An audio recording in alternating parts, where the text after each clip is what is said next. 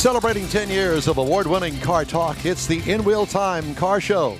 Coming up, we talk with Houstonian and Bonneville record holder Andy Loyd. Very cool. We Need More Jeff will review his pre-owned car of the week. Are you ready? Are you sitting down? Yep. The Chevy Monza, of which I owned one back in the day. A little nostalgic. Later, Michael Woody on Woody's Waterfront Car Show. We've got the racing calendar. We'll also have the stories making automotive news headlines this week. That and more just ahead on today's In Wheel Time Car Show. Howdy, along with Mike out of this world Mars right there. King Conrad DeLong here, His Highness.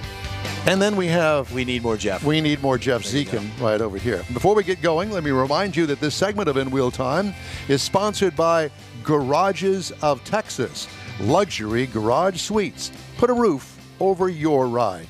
That's right. Well, we're so glad that you could join us today. It's a beautiful day here in Houston, Texas. It's going to be hot, hot, hot this afternoon. And Jeff and I have a...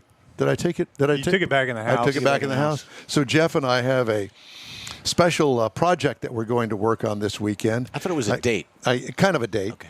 Over at your house in the garage, we're going to install the Hurst shifter that I took delivery on yesterday for the Corvette. Because you're going to a short shifter. I'm going to a short shifter, and I have always hated that shifter that's in there. He's more comfortable with a short shifter.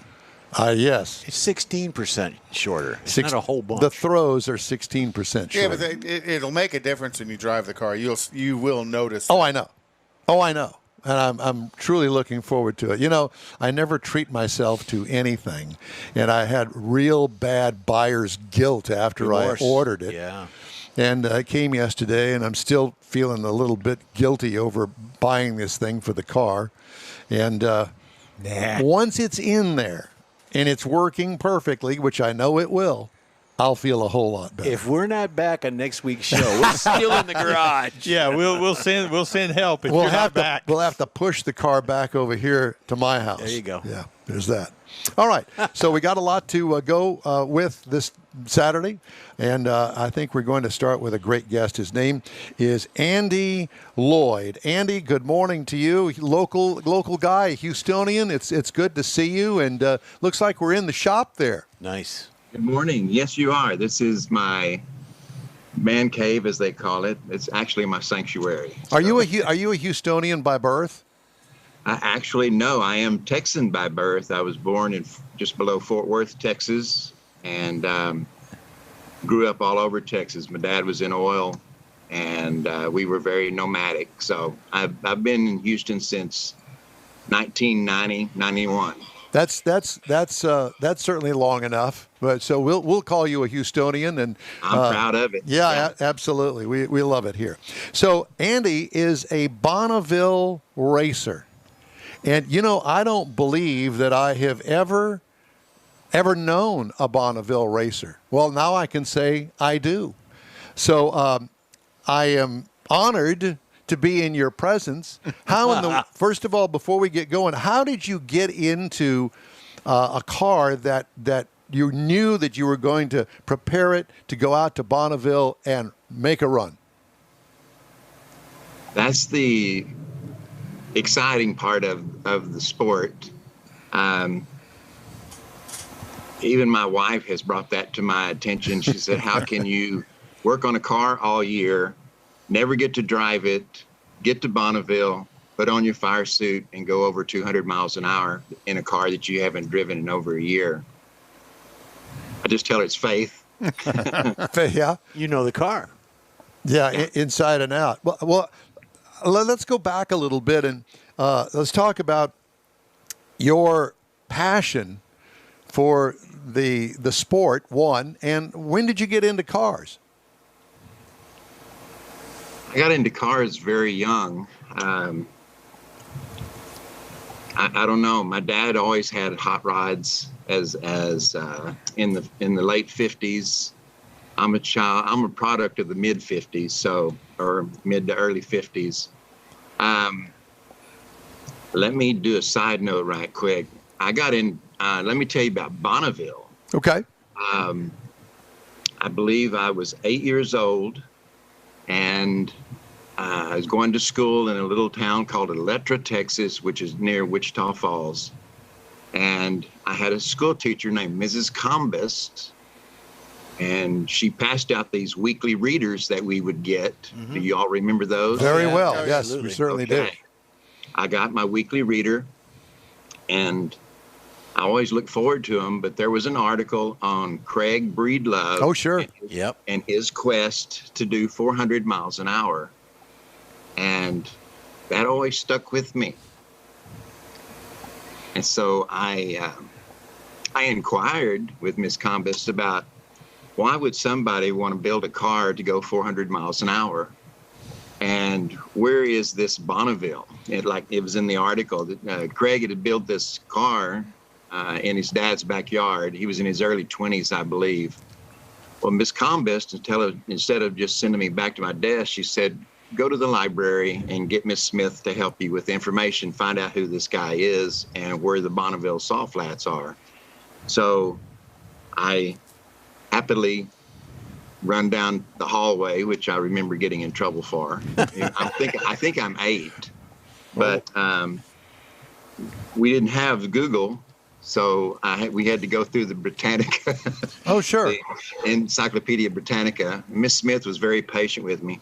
We didn't find anything on Craig Breedlove because it was such recent news at that time, but I learned a lot about the Bonneville salt flats.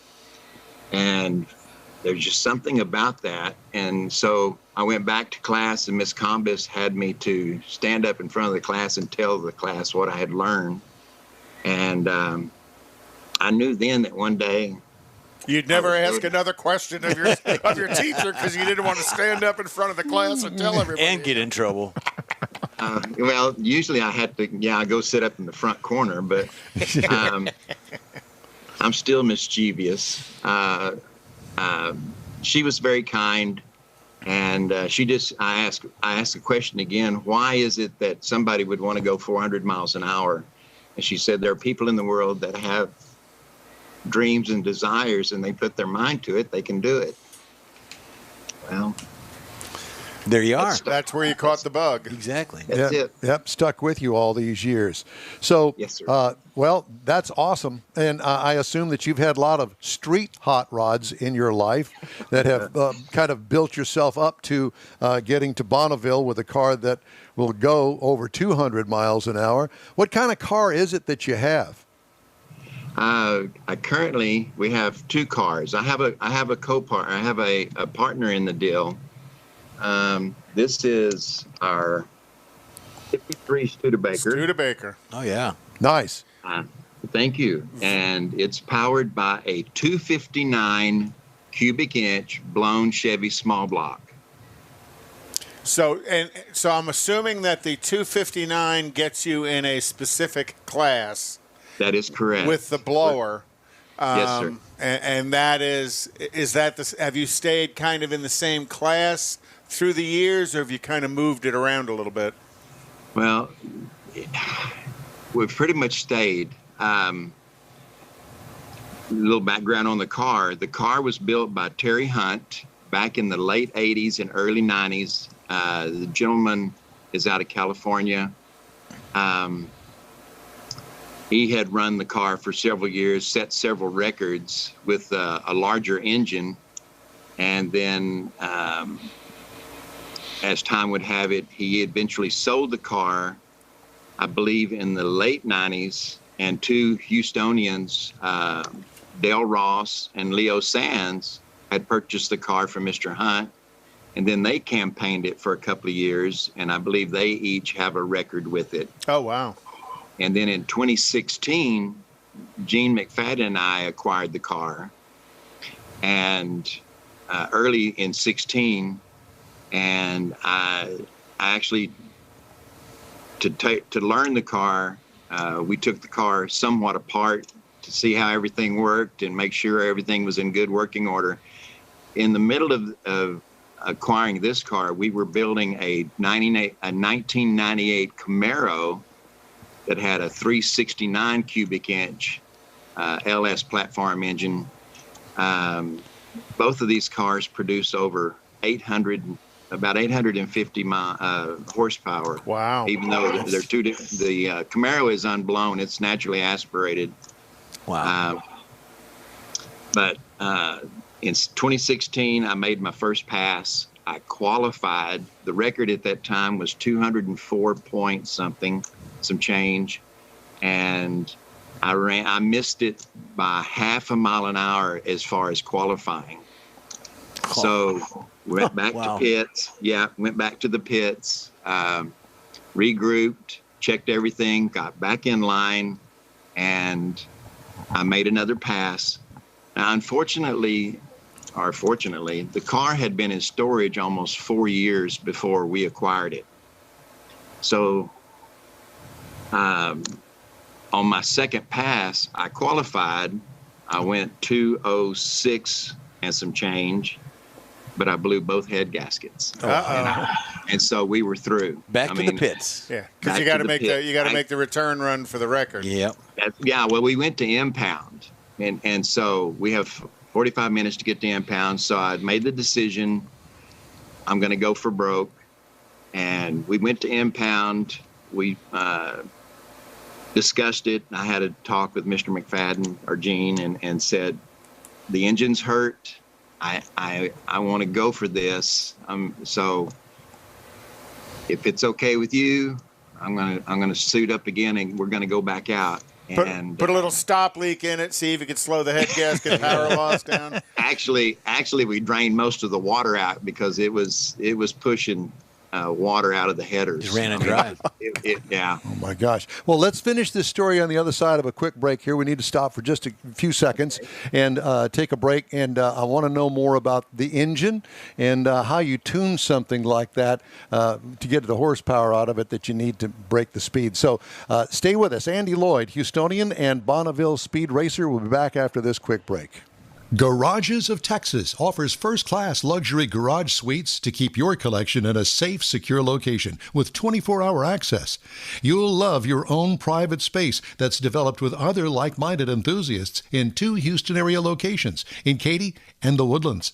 Visit garagesoftexas.com to see how other enthusiasts have designed their motor vehicle man cave.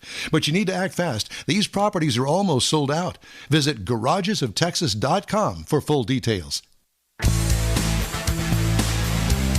You're on the In-Wheel Time Car Show on this Saturday. This is September the 4th, 2021. Thank you so much for joining us. We're talking to Andy Loyd. He's a Houstonian and a Bonneville speed record holder. So let's talk just a little bit about the engine that you have in there. Kind of a strange cubic inch for a small block Chevrolet. How did you get to that? Actually, Keith Dorton is the engine builder out of South Carolina. And he and his son Jeff, they're the engine builders that put this little mouse that could together. In my class in E, we're only allowed 260 cubic inches. So I'm at 259.88. Yep. Okay. Hopefully you don't scratch a cylinder wall and it grows by a little bit, huh? Well, I've been through a few pistons, so, and actually on this last outing, we hurt the motor. We lost a cylinder again, so that's the engine behind me. So how much boost do you run?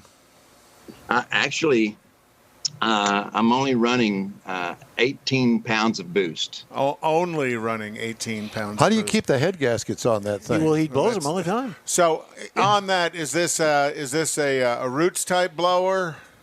It's a Pro Charger type. Pro Charger, okay. It's on the front of the engine. So it bolts on the side and pushes in. Yeah. Not in the. We don't want anything sticking up in the air. The airflow, so the hood is smooth. So how do you go about tuning this clearly built for speed motor before you get there? I mean, I guess you can throw a timing between Houston and Bonneville. You can throw a timing light on it, and you can adjust the carburetor. But I mean, do you put it on? Is it carbureted or fuel injected? Aspirated. No, it's mechanically. In this class, we run a mechanical fuel injection. Okay, so mechanical fuel injection, but timing is everything. Clearly, it's got plenty of boost. So how do you tune the car before you get there? Well, actually, Keith and Jeff do that in South Carolina on the dyno. Okay. All right. So we do the maintenance as far as changing the fluids, checking the plugs. Another thing was fascinating about the car is it uses a aeronautics throttle body. It has an aircraft. It has a throttle body for an aircraft. Okay. It doesn't use a carburetor. Right. Okay. So what kind of transmission does it have? We just have a NASCAR type 4-speed. Okay. It's been heavily Modified. yes. So once you get the car rolling, do you have to use the clutch to change gears? Don't have to. You just pull the lever and go. Yeah. Right. We have to be pushed off. We're running a 324 rear gear right now. It has a quick change in it. We have to change gears depending on the salt conditions. I see. And what kind of RPM do you run on the engine when you're at speed? At peak. I will usually through mile 4, I'll be between 8,700 and 9,000 RPM. Oh my gosh! I don't know how you keep the thing together, but apparently it's well built. He's got a lot of parts. Yeah, it's happy. And that's what's so nice. And that's what's so good about it. And you said it was a 334 gear on it? The 324. 324 gear. And when you go on that quick change, when you bring multiple gear sets with you, kind of what would the range of those gear sets be? Well, I carry like 9 sets with me. Wow. Okay. Wow. So you can really fine tune that. Oh, yes. Yes. Yep.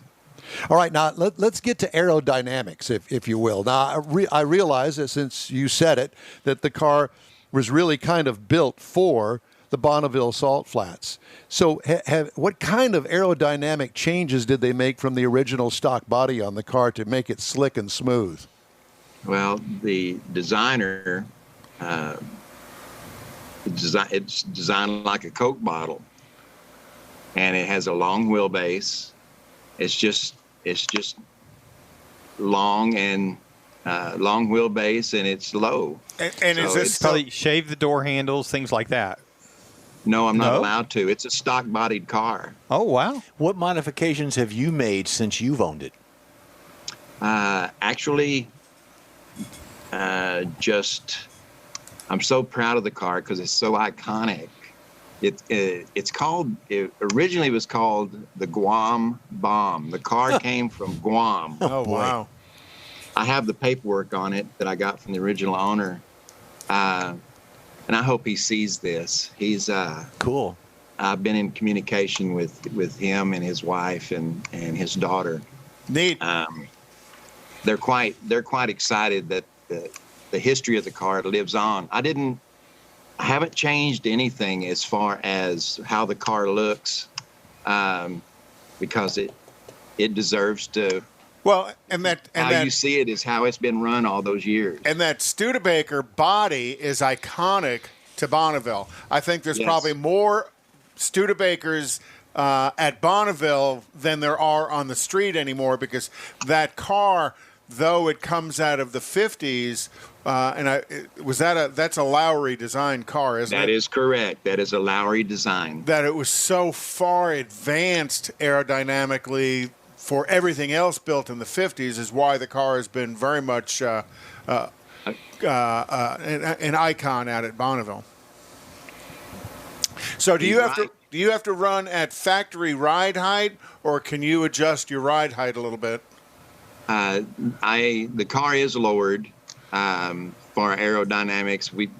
There's 2 things that really I fear, but I still get in and go. But one is getting air under the car, right, and the other one is fire. Yeah. Well, at 200 miles an hour, I think both of those could be a problem. Yeah, exactly. Hey, well, Andy, we could go on for a long time talking to you about this car. Let's pick this up on another date. We want to get some more information from you, if that's okay with you. We've run out of time this time, but it's been a pleasure to talk to you and learn more about your Bonneville racing career and the Studebaker that you're currently running, and we thank you so much for joining us Andy, today. Ronnie Owen says hello online. Hello, Ronnie. Okay. Thank you very much for having me. I really enjoyed it. Well, Thank we you. look We forward. definitely want to have you back. Yeah, we look forward to talking to you again. Andy Loyd, Houstonian and Bonneville racer. Hey, if you'd like to get in touch with us, it's pretty easy to do. All you got to do is shoot us an email. The address is info@inwheeltime.com. Racing is in full swing, especially this weekend, all around the around the world, really, but especially here in the United States with it being Labor Day weekend. And Conrad has the racing calendar. So the Dodge SRT U.S. Nationals are going on, and friends of the show, Stan Holt and the whole Emmons crew are out there racing. And Posse. we wish them all much success. And and then Darlington is tonight. Excuse me, Darlington is tomorrow. And the NASCAR Cup, and then Richmond is on the Saturday night races on the 11th, and Bristol is Saturday night races on the 18th, and then they go to Las Vegas and Talladega. But they are in the countdown now, so I believe it's each 4 races, a certain number of drivers of the 16 get punched out as far as an opportunity, knocked out for the Thrown championship. away, leave the country. So, and then Formula One, the Dutch Grand Prix is going on today. They're qualifying today, and then the race will be on. I believe it's on ESPN2 tomorrow. And then next weekend is the Italian Grand Prix, and then on the 26th of September is the Grand Prix of Russia in Sochi, which was where they had the Olympics a number of years ago. WeatherTech IMSA is next weekend at Laguna Seca, and then on the 25th at Long Beach.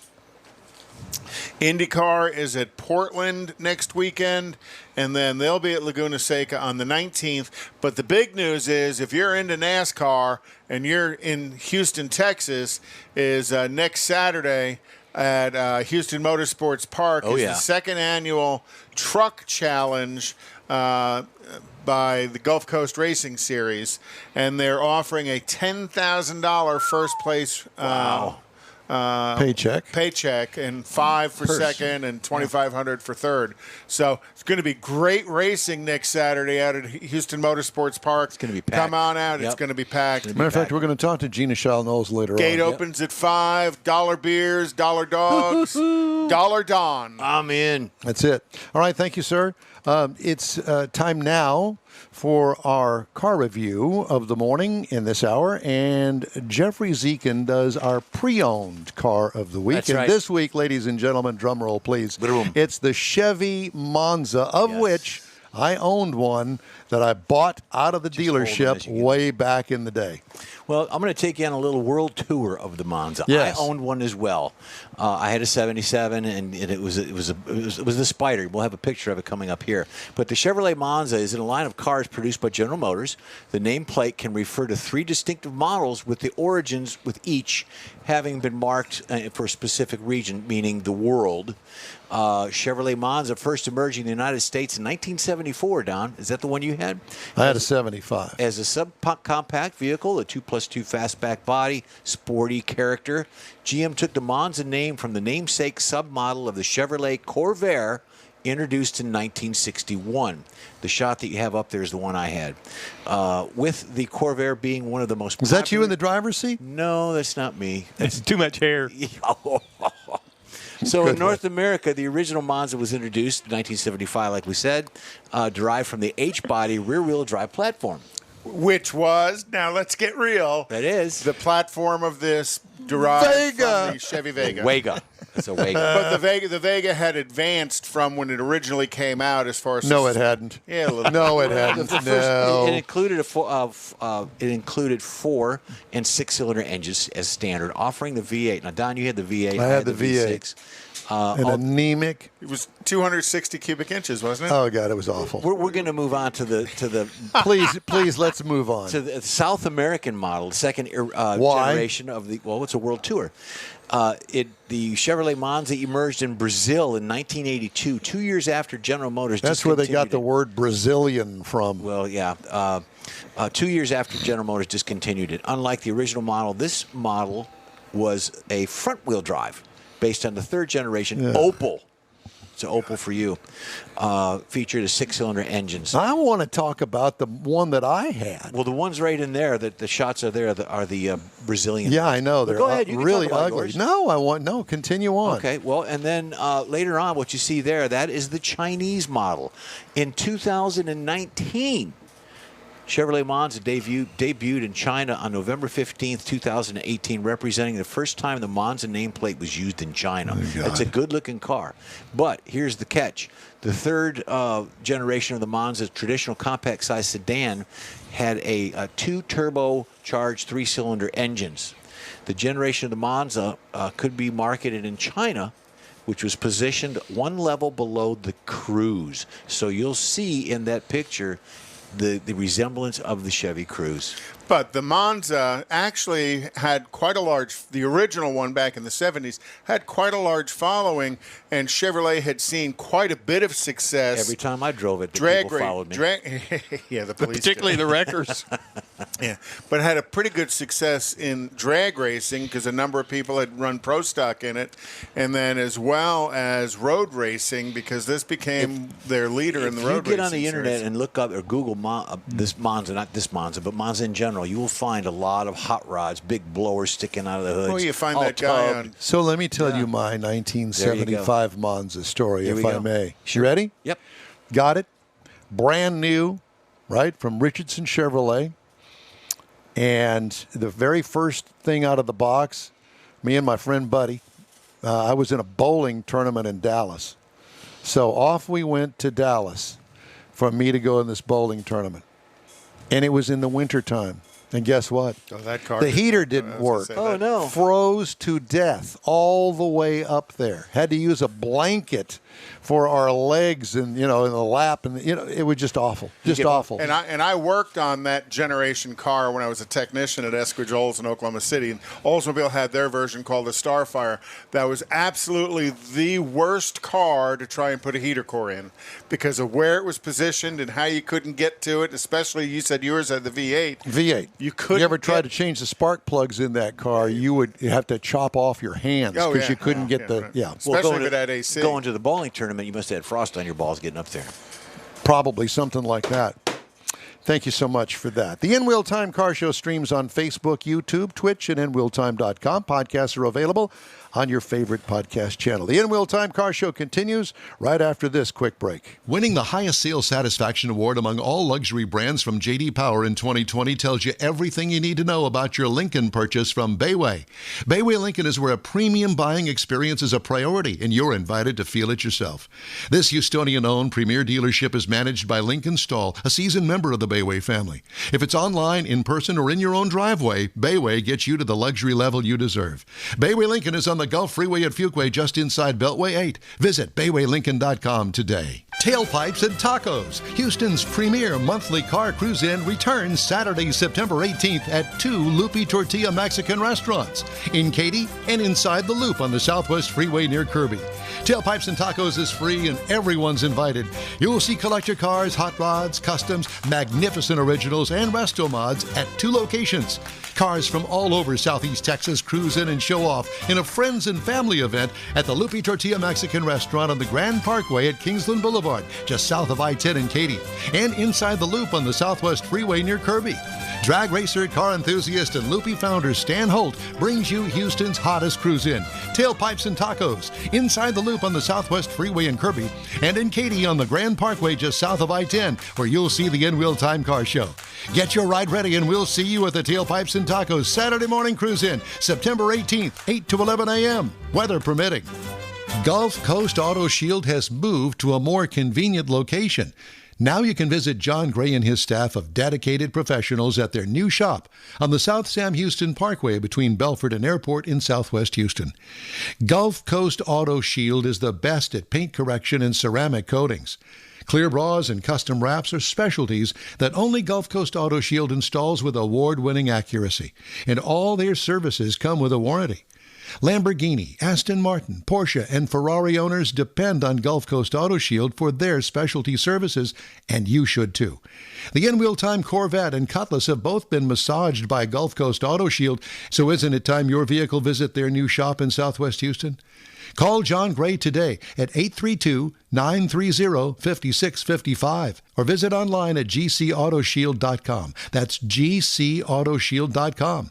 Paint, coatings, wraps, and more at gcautoshield.com. Celebrating 10 years of award-winning car talk, it's the In Wheel Time Car Show. Coming up, we're going to have our very special guest, Mr. Micheal Woody, with Woody's Waterfront Car Show. It's coming up. We're going to be there. Oh, man. So we're going to talk to Woody. We haven't talked to him in a while. We're going to talk to him about the car show, and we're also going to talk to him about the company that he represents here locally called the Appraisal Network. Is that what it is? It's the whatever. We'll figure it out. Auto Appraisal Network. That's what it is. What's the company you keep? It's that's exactly right. So anyway, he's going to be on here with us in just a second. Conrad's going to have the car clinic. We'll have this week's auto news. Howdy, along with Mike out of this world, Mars. King Conrad DeLong. We need more Jeff Zekin. I'm Don Armstrong. Glad that you could join us on this Saturday. Let's just go right down to the well, I was going to say the Gulf Coast, but I guess you could kind of call it that. Well, I think he's in Cyprus, but that's okay. Are you in Cyprus? What are you doing in Cyprus? He lives in Cyprus. You live in Cyprus? I do. Well, I guess that... Doesn't even live in the country. You used to live down along the water. That's correct. I lived in San Leon. Uh-huh. Ah. Well, I knew that there was some sort of connection between San Leon and Micheal Wooding. I didn't know that you have moved up to the country 40 years ago. So Going to the country. Yeah. Do. So, hi, how are Woody, you? what's Going on? I'm doing fine. I was just curious of a couple of things. One, I've never seen the back end of a Mazda or Monza. Really? You know, I was always ahead of it. Ooh. Okay. Secondly, I see that very active dog laying there. Looks just like mine. Well, that's Susie and That's the Studio Beagle. my studio beagle, the love of my life, and she likes to sleep a lot. Yeah. Something that I'm not familiar with or haven't been for quite some time. Don's And eats. boring. Yeah, Sleep pretty and much. eats. So Micheal Wooding, and we've got the Woody's Waterfront Car Show coming up. This will be, well, I was going to say the second annual, and I guess this would be the third annual. Third. But we've missed a year. Yes, you did. And wasn't that a shame? Yes, it was for all of us because I have to tell you that we love Woody's Waterfront Car Show, and apparently a lot of other people do too. It's very popular, and it's right on Galveston Bay, and it's a great setting, and people love coming down there. And it is a judged show that you have trophies, awards, if you will. And we are going to bring the entire crew down there this time. What? We are. And we're going to set up in the pavilion that has a big bar in it. So And very good Bloody Marys. and very good Bloody Marys. So we're going to just we're going to pull that tap, if you will. But they also have awesome food there. Yes, they do. That was. I'm going for the And what food. what is the name of the restaurant? It is Topwater Grill. There you go. Top Water Grill. And I have to thank Robert, the owner, for allowing us to have this show there. He's been very gracious. Was just as excited to have it this year as he was the very first year. Well, after us coming Well, down and there, it's it might be and the it's last such year. a beautiful location. Above and beyond that, I'm extremely amped about this year. You guys think it's been good before? Wait till you see it this year. We've added some goodies to the show. One, like you said, the response has been overwhelming. We've got well over 1,200 people interested in coming to the show. We've got spots for about 350 to maybe 400 cars if I really squeeze them together. Last year we had about 230, so it's going to be a little bit larger than it was last year. No, it's going to be a lot larger than it was last year. Yeah. Yeah. We've upgraded the band. We've got a new band this year. They're out of Galveston, Texas, called the Crossroad Refugees. There you go. So that's going to be pretty good. We've contacted the Tops boys out of Clear Lake. to bring over some of the cigarette boats and park in the marina there, so the car guys can look at these high dollar boats and the boat guys can look at these high dollar cars. Nice. So I think that'll add a little aspect to it too. And I don't know if I should say this or not, but in promoting my YouTube videos of the show, I've noticed that I'm missing an aspect that a lot of other car show videos out there have much bigger draws, and what they have are some beautiful girls. So we did hire a couple of models to come out and pose with the cars this year. Well, you've got the four of us. Yeah, I would have done it for free. We will be happy to show up in a thong bikini. Whoa! No, Don yeah. can be in his thong. Well, the rest of us will just kind of be support. Let me guys. just add that I think that as far as bra size is concerned, we're probably pretty competitive with the girls out there that you're going to bring. Yeah, but we're all A cups. Well, speak for yourself. I need to take my boa to the dry cleaner. Well, it sounds like a ton of fun. So let's get the details. This is going to be on the 25th. September 25th. Actual show registration starts at 9. And this is another new aspect to the show. Actual show registration starts at 9. Obviously, if you've been around car shows for very long, especially here, people that want really good spots start showing up at 7:30. Oh yeah. Right. Oh yeah. So if they do, we'll be able to accommodate them. I'll have people there. But what we've done this year is added a new aspect to registration for the show. There's a gentleman that has created a app for judging car shows, and it seems to work very well. It's called Car Show Fun. So it's carshowfun.com. And you can go to carshowfun.com and pre-register your car now. Okay. So that you don't have to stand in line or worry about getting a spot or anything like that. If you pre-register, you're guaranteed a spot. How much does it cost? The show itself is $25 for show participants, and it's free to the general public. Oh, that's not nice. bad. That's nice. How many judges do you have for this?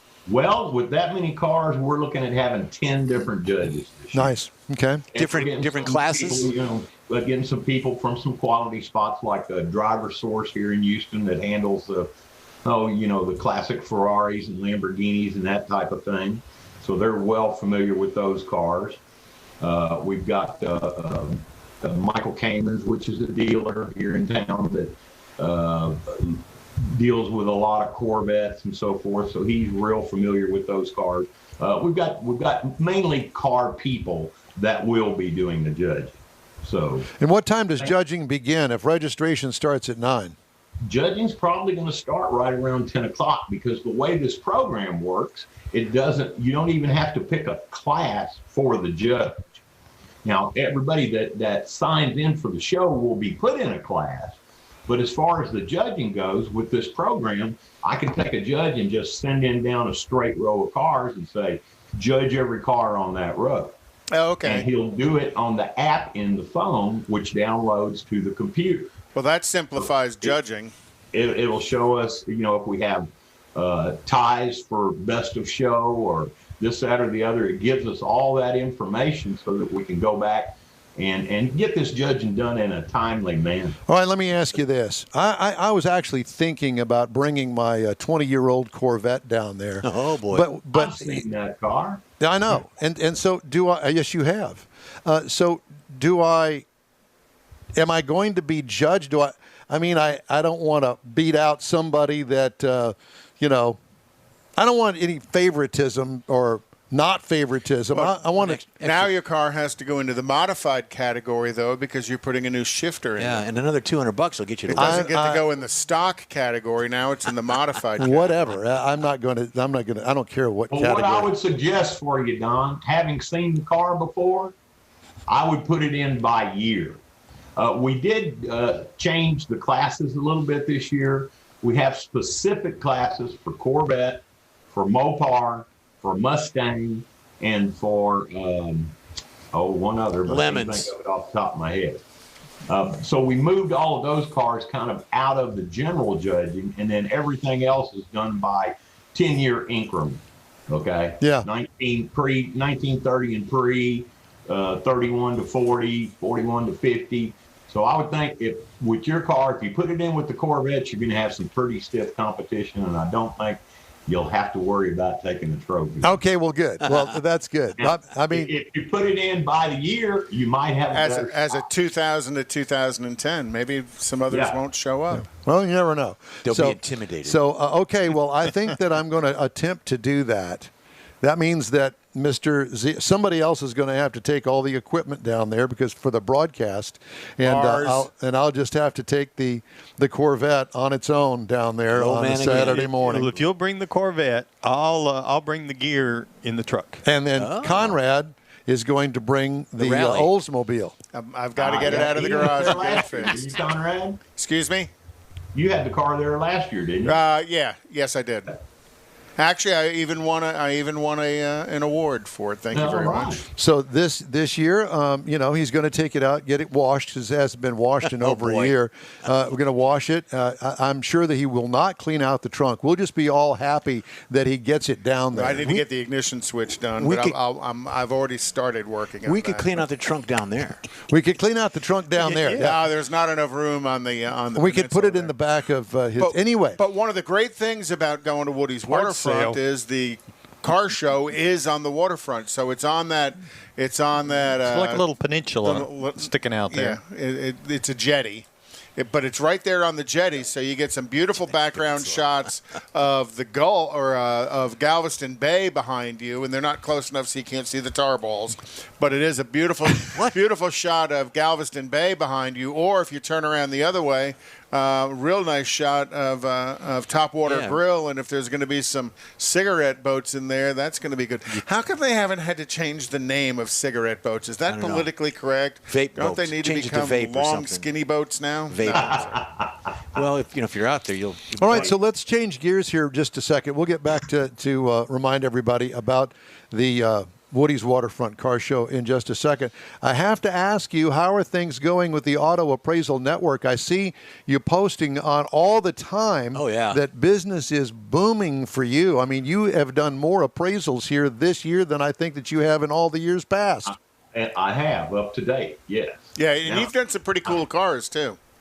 I do get to see some nice ones. I am going to start modifying that. I don't know if you can tell or not from the gray beard and a little bit of gray hair, but I am old enough now to take Social Security. And I don't know if you know how that works, but unless you're full retirement age, you can't make but so much money a year. That's true. And still get your Social Security. So I'm limited. I'm going to have to start being limited. And what I've decided to back off of is the pre-purchase appraisals that we do. Now, I'm going to continue to do them on older cars because I'm so familiar with those cars. But as far as late model stuff like Ferraris and Porsches, and I'll do finance appraisals on them or insurance appraisals on them. But the pre-purchases I'm backing off of. Well, you could always just lower your price. I was thinking the same thing. So you don't just do it at a lower price. Don't hit the limit. Cross the threshold. The limit for Social Security. Well, there's a thing called retained earnings. I think is going to help me out a little bit. Seeing as I'm an owner in the company, we can retain some of the earnings and distribute them over future years. That's what CPAs are for. Yes, there you go. They're good. They do have value. Well, yeah, you've done some pretty cool cars. I think just recently you posted, was it a 59 or a 60 Chevy Impala, or was it might have been a Bel Air with a 348 tri-power on it.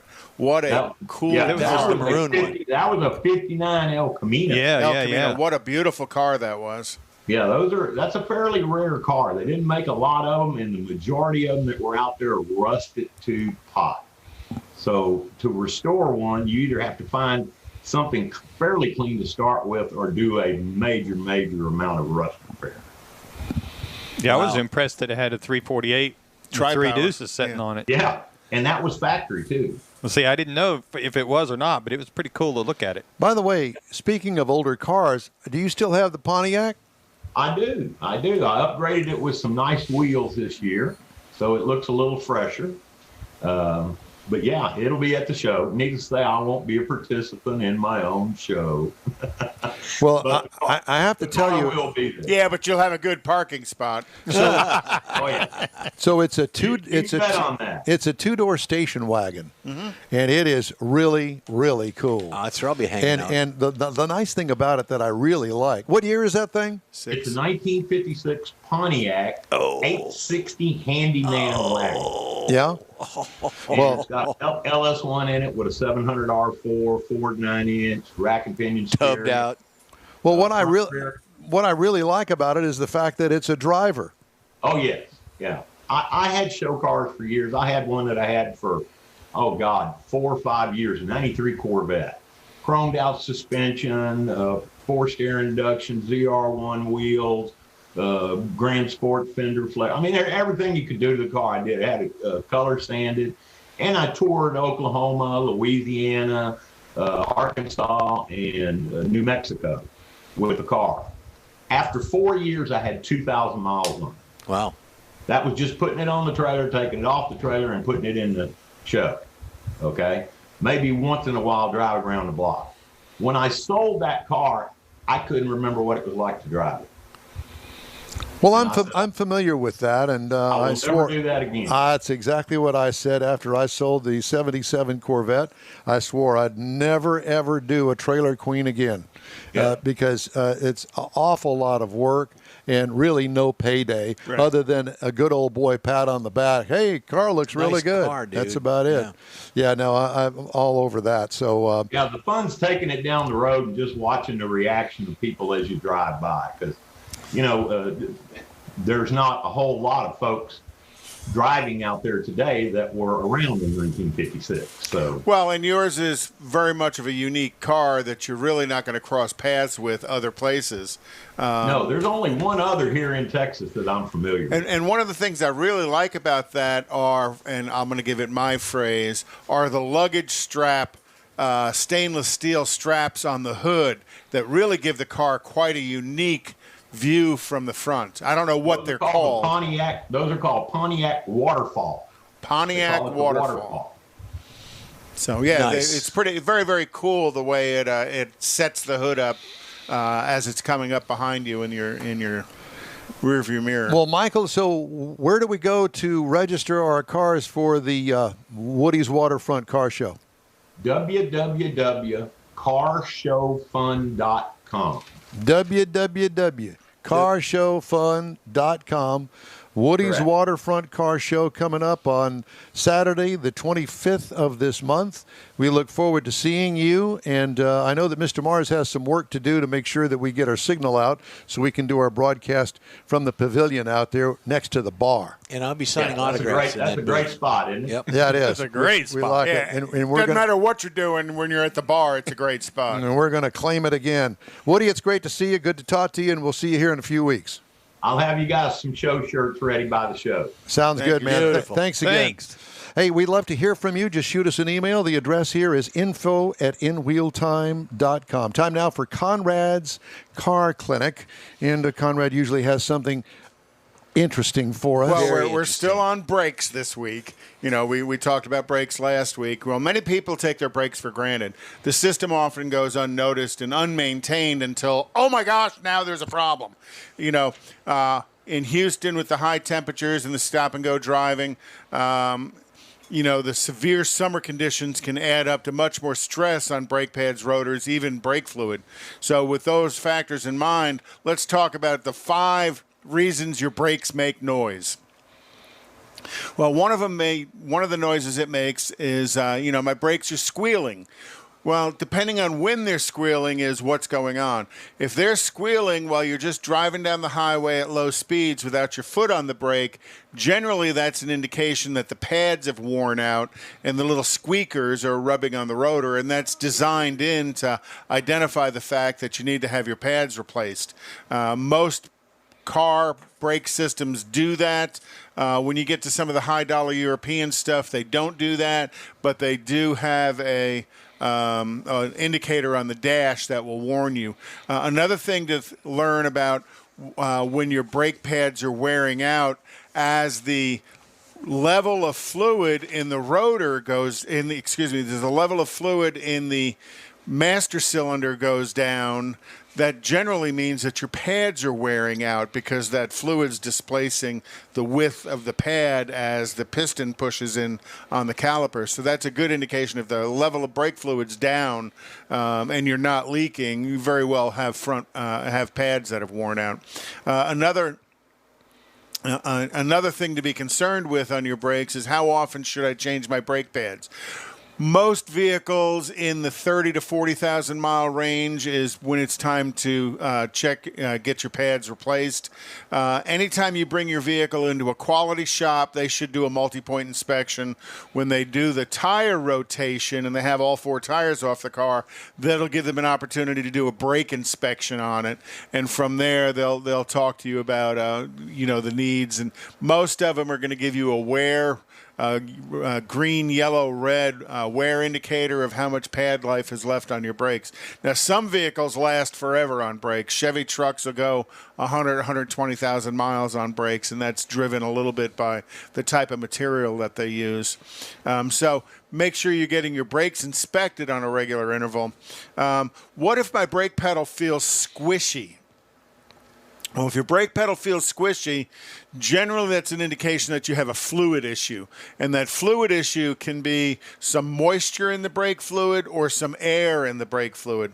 Now, air in the brake fluid's a little unusual if nobody's been messing with it. Moisture in the brake fluid's a little bit more common. So what happens is microscopic amounts of moisture get into the brake fluid, and then when you come to a stop, the rotor and the brake caliper get real hot, and that heat transfers into the fluid. So those microscopic amounts of moisture that are in the brake fluid turn to steam, and you can compress steam, but you can't compress a liquid. Again, back to Science 101 is you can't compress a liquid. But once the liquid gets hot and there's a little bit of moisture in there, you can get that steam, and that's what gives you that spongy brake pedal. So again, that's an indication that you need to get your brake fluid changed. If you have a leak and your brake fluid has leaked out, that's a serious problem, and you need to get your vehicle towed in somewhere to get it repaired. So if you look in the master cylinder and the master cylinder is empty of fluid, call a wrecker. Now, most cars today have separate reservoir systems for the front brakes and the rear brakes. So the master cylinder, maybe one half of it will go down, but the other half will stay up, and then within the analog brake system and all of that interaction. And they do that for safety reasons. Years and years ago, they had a single reservoir, and if you had a brake leak, everything leaked out, and generally the car wouldn't stop. So in the probably, I'm going to say 60s, late 60s, they went to a dual master cylinder, and that is so even if one side of your brake system leaked, the other side would still get you stopped. But one of the things about brake fluid is it needs to be changed on a regular interval because it absorbs moisture, it degrades, and it corrodes. So my opinion is you need to get your brake fluid changed about every 30,000 miles or every 24 to 36 months, whichever comes first, because flushing out all that old funky brake fluid and filling it up with fresh new fortified fluid is the safest way to keep your brake system operating normally. So with that, get your brakes checked on a regular basis, change the fluid on a regular basis, and back to you, Don. So there are lots of recalls, as there are every week. It's pretty common these days. High voltage battery may catch fire on your 2017 to 2019 Chevrolet Bolt EV.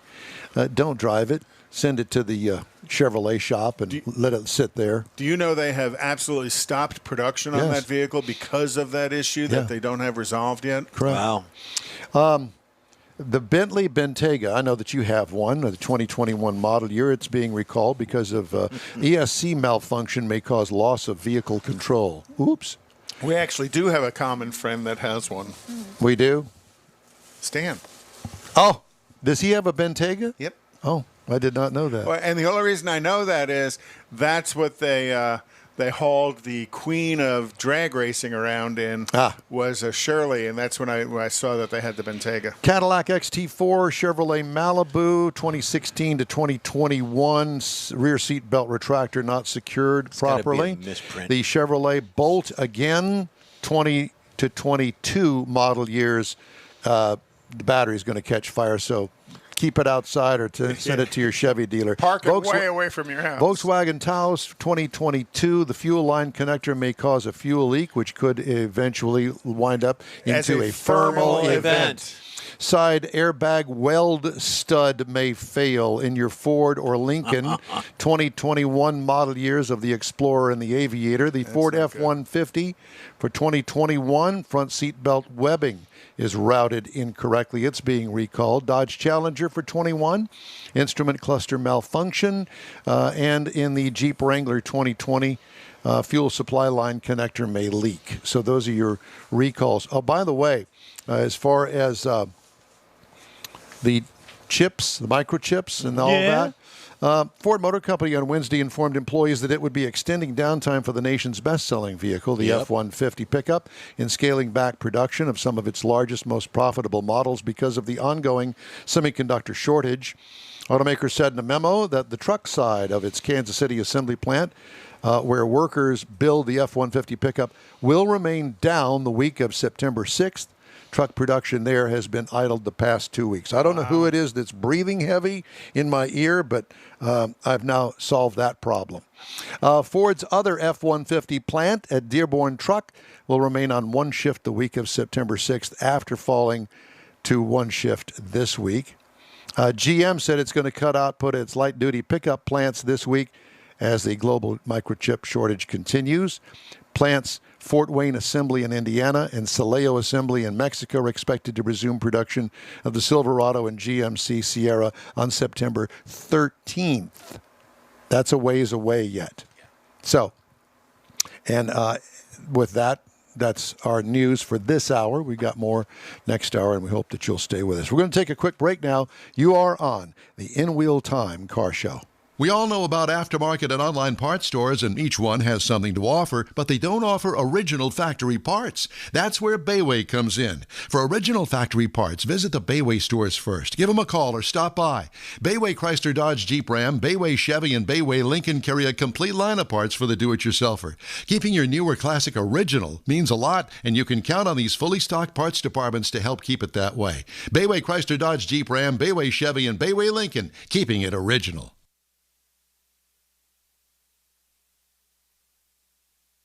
Tailpipes and Tacos, Houston's premier monthly car cruise-in, returns Saturday, September 18th at 2 Loopy Tortilla Mexican restaurants in Katy and inside the Loop on the Southwest Freeway near Kirby. Tailpipes and Tacos is free and everyone's invited. You will see collector cars, hot rods, customs, magnificent originals, and resto mods at 2 locations. Cars from all over Southeast Texas cruise in and show off in a friends and family event at the Loopy Tortilla Mexican Restaurant on the Grand Parkway at Kingsland Boulevard, just south of I-10 in Katy, and inside the Loop on the Southwest Freeway near Kirby. Drag racer, car enthusiast, and Loopy founder Stan Holt brings you Houston's hottest cruise-in, Tailpipes and Tacos, inside the Loop on the Southwest Freeway in Kirby, and in Katy on the Grand Parkway just south of I-10, where you'll see the In Wheel Time Car Show. Get your ride ready, and we'll see you at the Tailpipes and Tacos Saturday morning cruise-in, September 18th, 8 to 11 a.m., weather permitting. Gulf Coast Auto Shield has moved to a more convenient location. Now you can visit John Gray and his staff of dedicated professionals at their new shop on the South Sam Houston Parkway between Belford and Airport in Southwest Houston. Gulf Coast Auto Shield is the best at paint correction and ceramic coatings. Clear bras and custom wraps are specialties that only Gulf Coast Auto Shield installs with award-winning accuracy, and all their services come with a warranty. Lamborghini, Aston Martin, Porsche, and Ferrari owners depend on Gulf Coast Auto Shield for their specialty services, and you should too. The In-Wheel Time Corvette and Cutlass have both been massaged by Gulf Coast Auto Shield, so isn't it time your vehicle visit their new shop in Southwest Houston? Call John Gray today at 832-930-5655 or visit online at gcautoshield.com. That's gcautoshield.com. Paint, coatings, wraps, and more at gcautoshield.com. Celebrating 10 years of award-winning car talk, it's the In Wheel Time Car Show today, coming to you from the In Wheel Time studios in beautiful Southwest Houston. Coming up, the mysterious Gina Schild Knowles with a big payout truck race coming up next Saturday at Houston Motorsports Park. She's going to talk about that. Mr. Mars reviews the 2021 GMC Unicorn. What? We'll have the events calendar. We'll also have this week's auto news headlines. That and more just ahead on today's In Wheel Time Car Show. Howdy. Along with Mike Out of This World Mars, King Conrad DeLong. We need more Jeff Zekin. Yep. I'm Don Armstrong. Glad you could join us on this Saturday. Thank you so much. We truly appreciate it. Jeff didn't get the black shirt memo. No, I didn't. Since the three of us are all dressed in Yeah, but black. you're wearing a BG shirt. I'm wearing my In Wheel Time shirt. I'm wearing an In Wheel Time shirt. Yeah, but you did. It's not black. Do you have a black one? I don't. No, I don't. Well, that's a Mr. Mars, issue. that's a Mars issue because he supplies us with our sporting wear. Sportwear. And you order them from Queen? No, you order them from some local. Well, the gray ones came from a local. Okay. Trying to buy local. So Local, No worries. Neaterville local. well, Beaumont. I went to the big city of Beaumont. The big city of Took a day trip. Yes, I did. Wow. All right. They got a feed store and everything. From Petticoat Junction. I'm telling you what. That's Petticoat Junction. Junction. With Billy Joe, Bobby Joe, and Jeannie Joe. Jeannie- I don't know what How it does the was. song go? Come take a little ride on the whatever. Take a little ride. well, you're with the me. musician. I know. I don't know that one. Well, is Gina with us? She's working on it. She's working on it Working on Yeah. it. Gina's late. That's all right. again. Well, at least, hey, She's a at busy least she's lady. working on it. Usually we can't even get a hold of her, so Yeah, I there's know. that. She's a busy lady. Yeah, you're Not gonna to- have to ask her what she's doing today. Oh, Lord. I'm afraid. Oh, Really? Bobby Sue was the third Bobby one. Sue. Who came up with that? Thanks, George. Alan Presley on Facebook. He goes, it was Bobby Sue. Bobby Oh, Sue. thank you, Thanks, Alan. Alan. We appreciate Lovely. our remote brain here. We don't have Google. We've got Alan. We've got people. Okay. I have an opportunity here to do something that I never really do. Oh, boy. That's scary. No.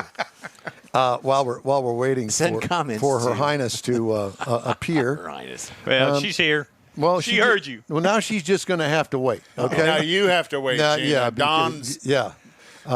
So you're just going to have to wait just a second here because I have something. He's on a roll. I am on a roll. He's ordering more parts for his vet.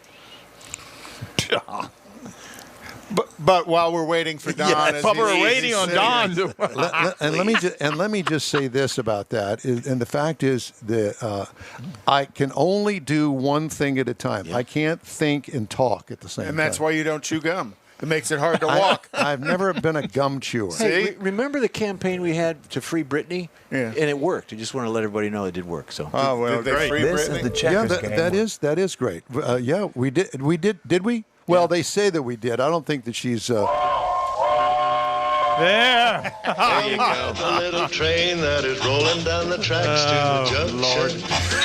Petticoat Junction. Forget about your cares. It is time. Come to on, Conrad, let's do relax it. at the junction. So we have that. Petticoat Junction. And so, yeah, I think it's kind of appropriate to bring Gina Schild Knowles in now, This is Let's go to since we had to wait for her. Oh, hang on a minute. Petticoat Junction. This is your theme song, Gina. You'll have to play this at the track. Don will bring it, but we'll have to play this at the track. I think that Bring it, that's a Don. great idea. And with that, we have With with Gina us now Wanna the go to her? famous Petticoat Junction. Are we going to her? Yeah, Gina let's Schild go. Knowles. Let's go. Let's go. There she There is. she is. Well, good. We've got a still.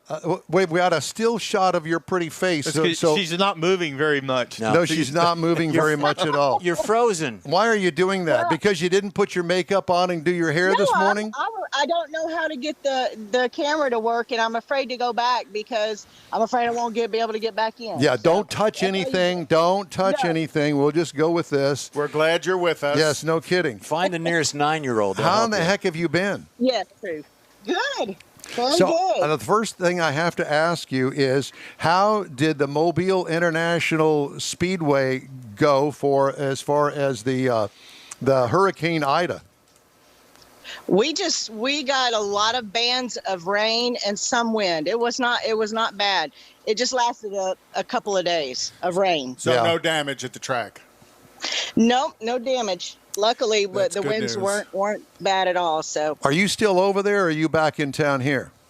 No, I'm still in Mobile. We'll come home Monday. Monday, okay.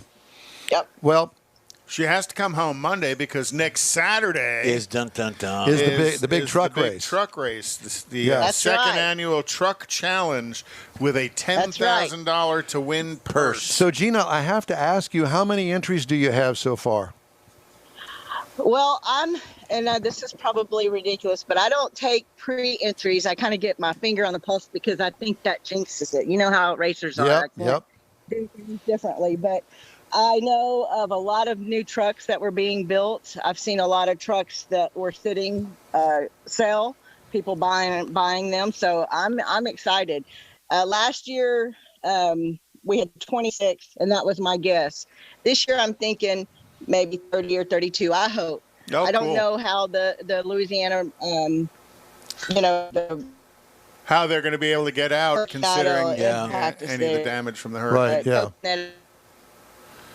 And we're fading in and out with Gina. And, on top of that, Conrad, the folks that have power to keep working on their vehicle, I'm sure they're more focused depends on what part of Louisiana they're in. I think the Lafayette area and west is fine on power. I think they talked about getting all the power back in Baton Rouge. Well, Baton Rouge was slightly affected. Gina, are you still with us? I'm here. Okay. Can y'all hear me? Yeah, we can now. Kind of fading in and out a little bit. The problem, another big problem is the gas, getting gas over here in Mobile at Love's. So that's a lot of things there, the pumps, and half of them are out. Oh, wow. Of gas.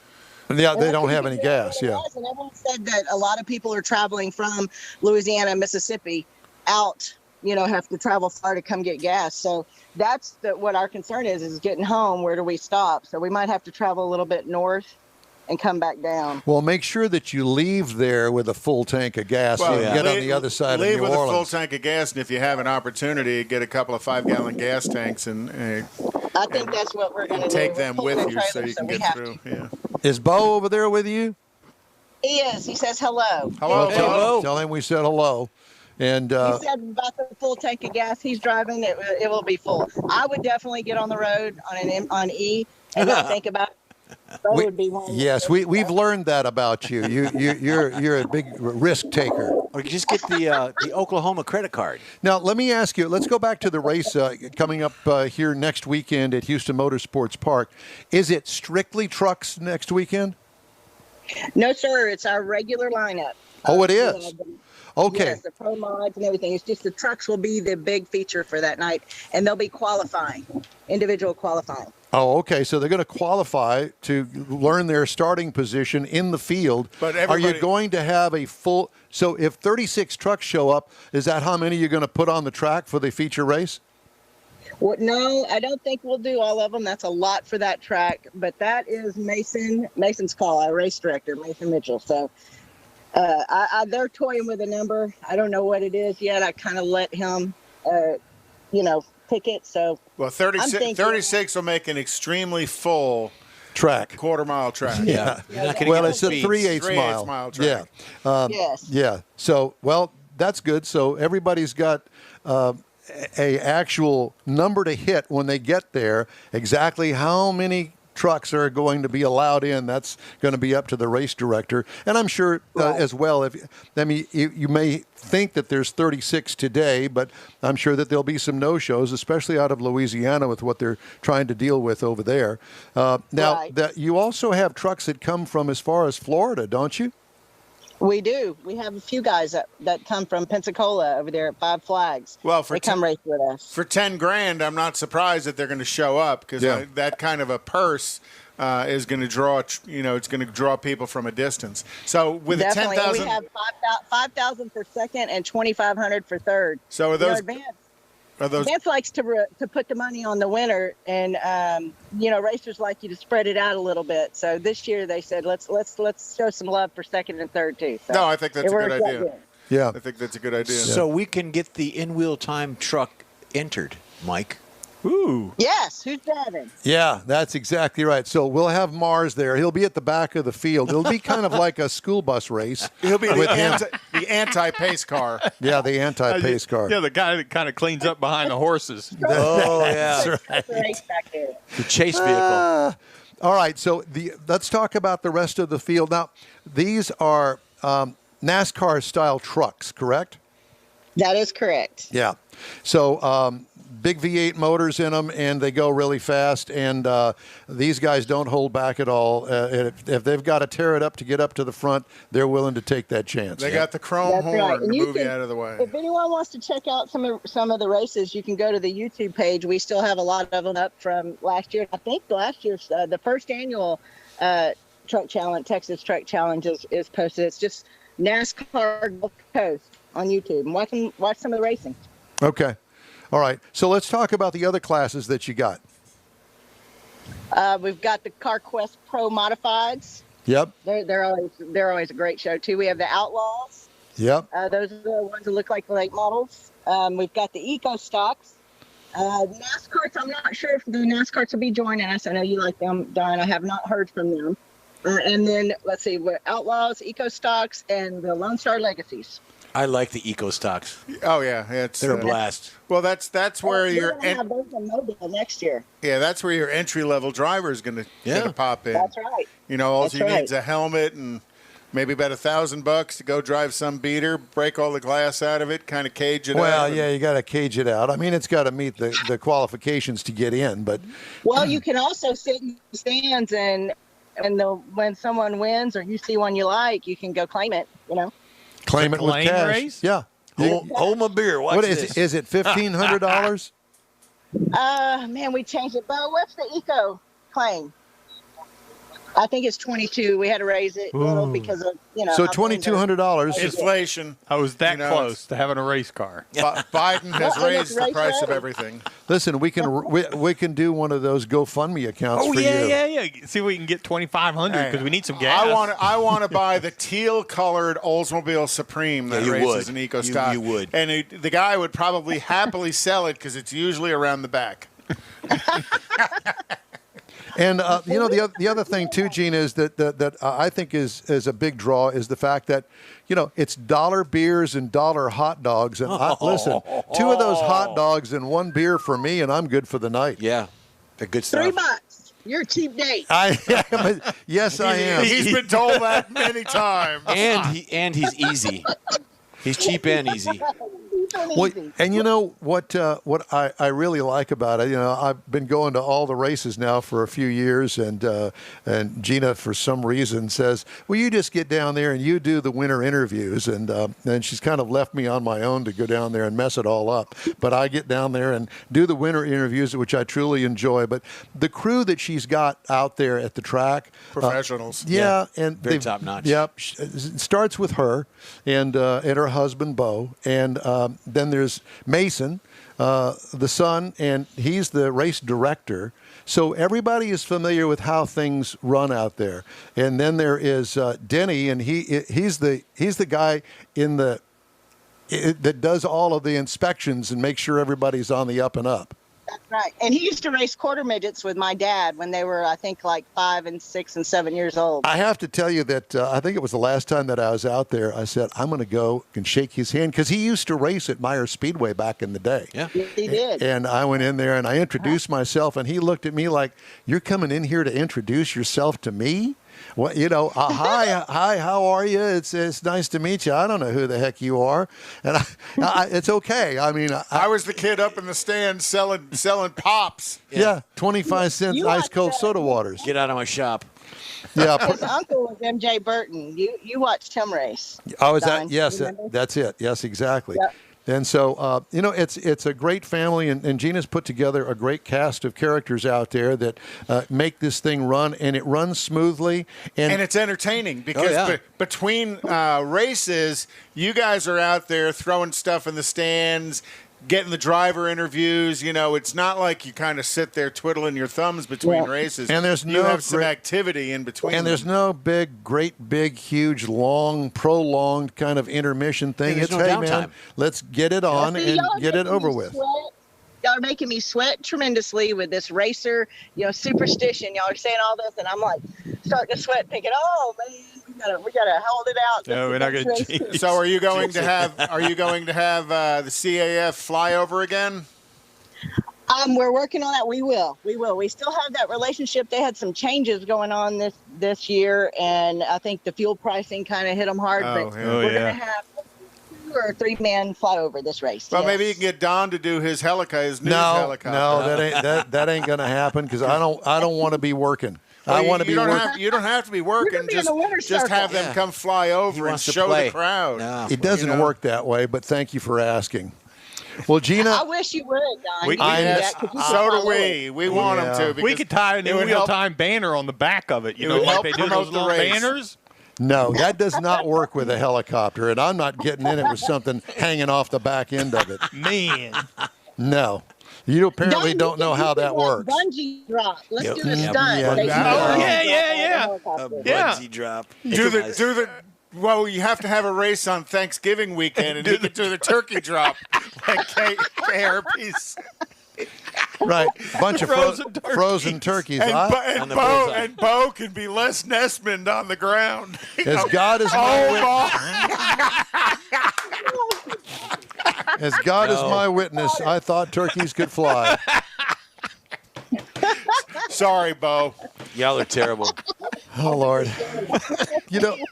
Gina, I don't know what it is, but, when I get together with you, the wheels seem to come off of this conversation. But we do have a good time, don't we?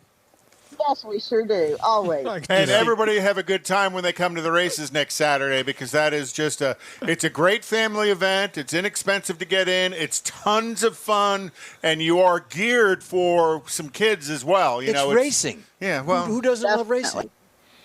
Well, and That's right. it's very family friendly, and there's always tons of kids there, and they're always having fun doing whatever it is that whether they're watching races or they're playing on the hill with the other kids. It's a good time for everybody. Yep. Good, safe place. Well, Gina, thank you so much for joining us. Drive safe when you come back on Monday, and we look forward to seeing you next Saturday night. That's right. Gates open at 5, and the racing starts at 6. All right, hon. Well, y'all take care. Thank you so much, and we'll Huh? Did she say goodbye? I think she did. Okay.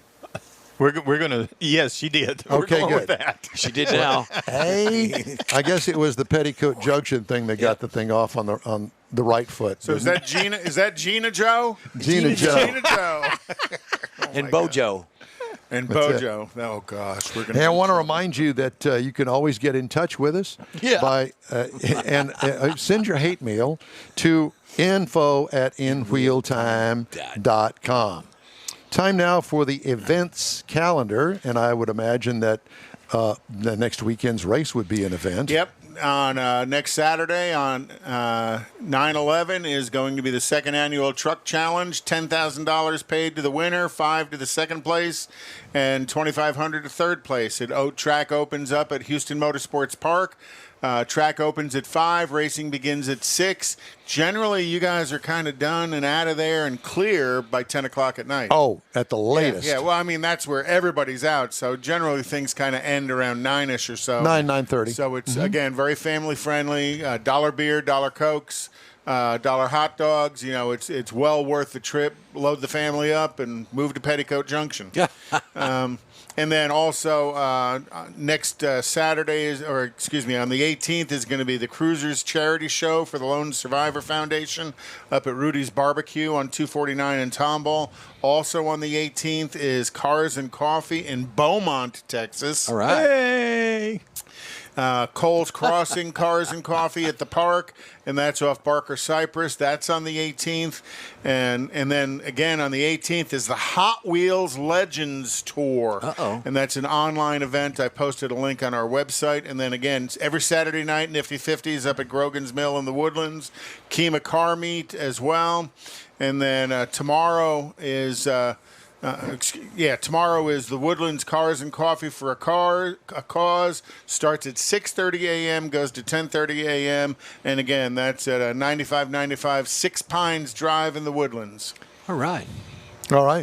And let's see, Tailpipes and Tacos on the 18th. On the 18th. And Woody's Waterfront on the 25th. On the 25th. So this is our last show in here for a month. Oh, no. Yeah. Till the first weekend in October. Yep. Where are we next weekend? Next weekend is the Hemi Hideout. Oh. You're killing me, Smalls. Cool. Didn't you not know that? Do you read the emails? Not from you.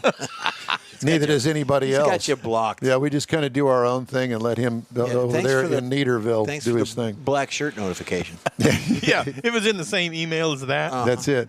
All right, time now for this hour's car review. Mr. Mars had a chance to drive the 2021 GMC Yukon. Yes, sir. We're talking about a full-size SUV here. In fact, it's one of the few truck-based SUVs that are still out there on the market. Everybody's kind of going to that CUV thing. You can get it in 4 trim levels for 2021. You can get it in SLE, and SLT, and the AT4 is now a trim level, full-blown, and, of course, you can step up all the way to the Denali. So the AT4 is the kind of off-road package, and that's the one that we were driving this time. It's fully redesigned for 2021, so it's 6.1 inches longer. And so it makes it a lot bigger, gives a lot more interior. AT4, all-terrain four-wheel drive? Yes, sir. Okay, got it. But it is badged as strictly as an AT4. They don't have to spell it all out. So, but it's also got a lower load floor, and so you end up with 122.9 cubic feet of cargo space in this thing because it's really gotten bigger with that 6.1 inches. Anyway, so up front, you're going to find a big grille. It's surrounded by LED lighting system up front. In the back, because we had the AT4, we've got a few extra options on it. Like up front, you're going to find some red recovery hooks that used to be called tow hooks. It's got the retracting running boards, which really work well in this vehicle because of the height, partially due to the big 20-inch wheels that it's rolling on. It's had the hands-free power liftgate, which is a nice thing to have. And has the dual pane sunroof. I mean, this almost opens up the whole roof line. And it really does give it a lot of extra look. It really looks bigger. So you get inside, you got the leather seating. The front bucket seats are heated and ventilated. The second row bucket seats are also heated. And they fold and slide. We've got a picture coming up here to show. And that really helps getting into that third row. It just makes it a lot easier, and that 6.1 inches, that's where you're really going to find where you're going to come into that. And we got the head up front. I was really impressed with the multicolor heads-up display unit. It has a lot of information on it, a lot of different colors, makes it a lot easier to read. Had the 10.2-inch infotainment screen in the middle for the GMC infotainment system. We had the rear seat media system, so we had so there's a picture of how you can get into the third row. A lot easier on this vehicle whenever you got that extra length. The 12.6-inch touchscreens on the back of the front seats are how they've got the infotainment system set up. And we have, of course, the surround view camera so that we can see everything around us. Now, to push this thing along, 5.3-liter V8 up underneath the hood. That's your only power choice for this AT4. There's no choice. No choice. 355 horsepower, 383 pound-feet of torque. Backed by a 10-speed automatic, so you can end up with 8,200-pound towing capacity on this vehicle. Which is sufficient. Oh, it's more than sufficient, yeah. So the EPA says in the city you should be looking for about 16 miles to the gallon. On the highway, 20. Combined, 18. You can get that 20 if you really work on it out on the highway. I don't work on it that hard. I ended up with 17 for the time that I had it. And there's plenty of power here for this vehicle. You know, there is a bigger engine if you go up to the Denali, but this is more than sufficient. One of the things that helps in the ride and handling, it's got a new independent rear suspension under it. And it's got the magnetic ride control option. We also had that independent rear suspension makes a completely different vehicle out of this, Absolutely. And it is so nice. And why didn't they do that decades ago? Cost, and plus they thought they had to have all the heavy duty stuff up. And then under where's the market? You know, the market for the SUVs wasn't calling for IRS. After a couple of others did IRS independent rear suspension on theirs, GM followed.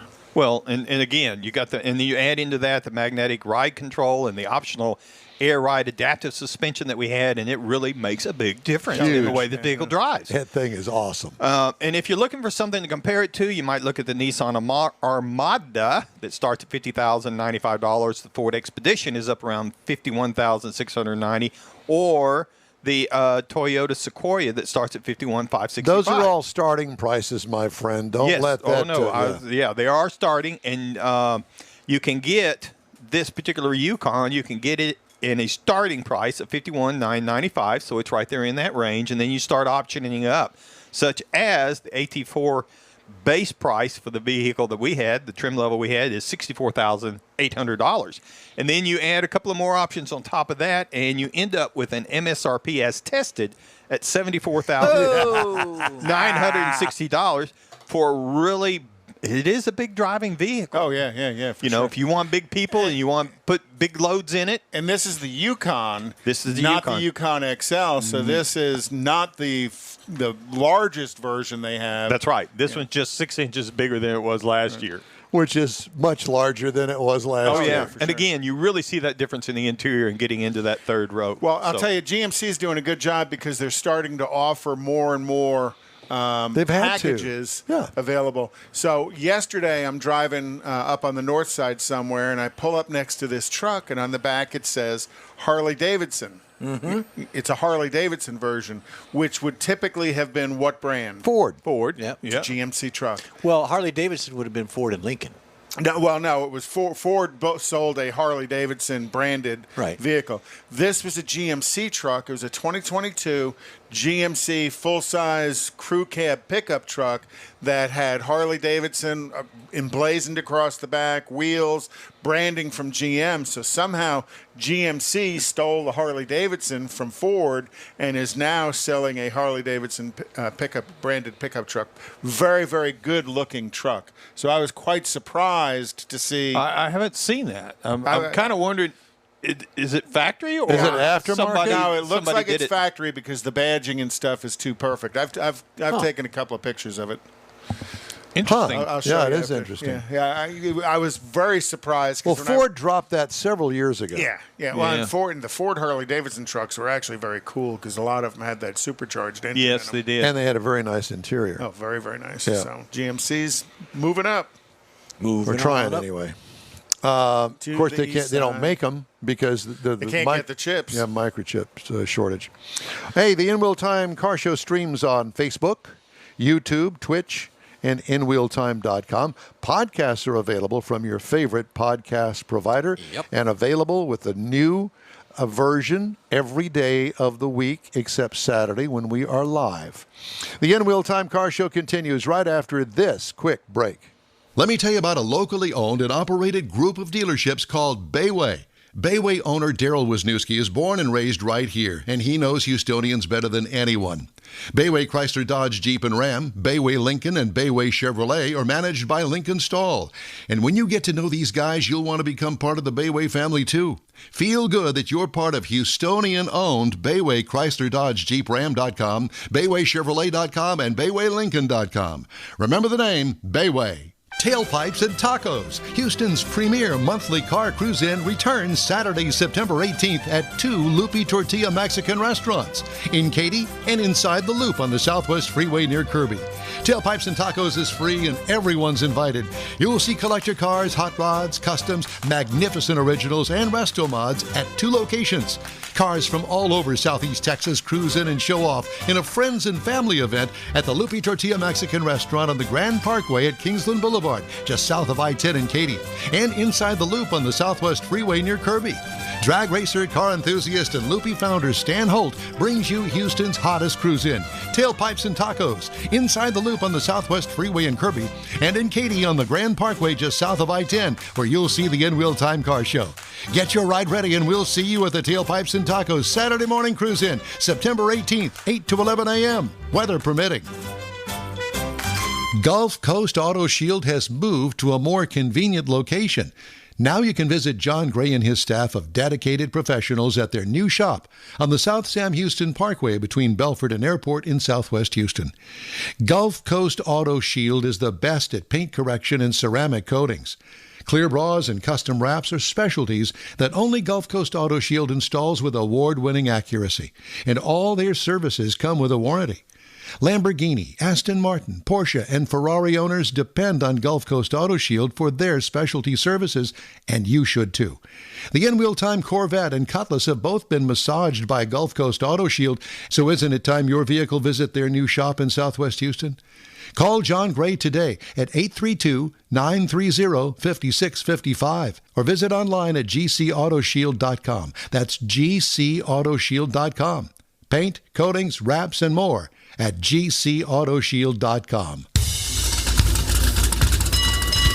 It's the In-Wheel Time Car Show, your weekly go-to all things automotive place. Howdy, along with Mike out of this world, Mars, King Conrad DeLong. We need more Jeff Zekin. Yep. I'm Don Armstrong. Glad you could join us. I don't want to mess around here and wait any longer because on the line with us right now, woohoo, from the Dallas area, Mr.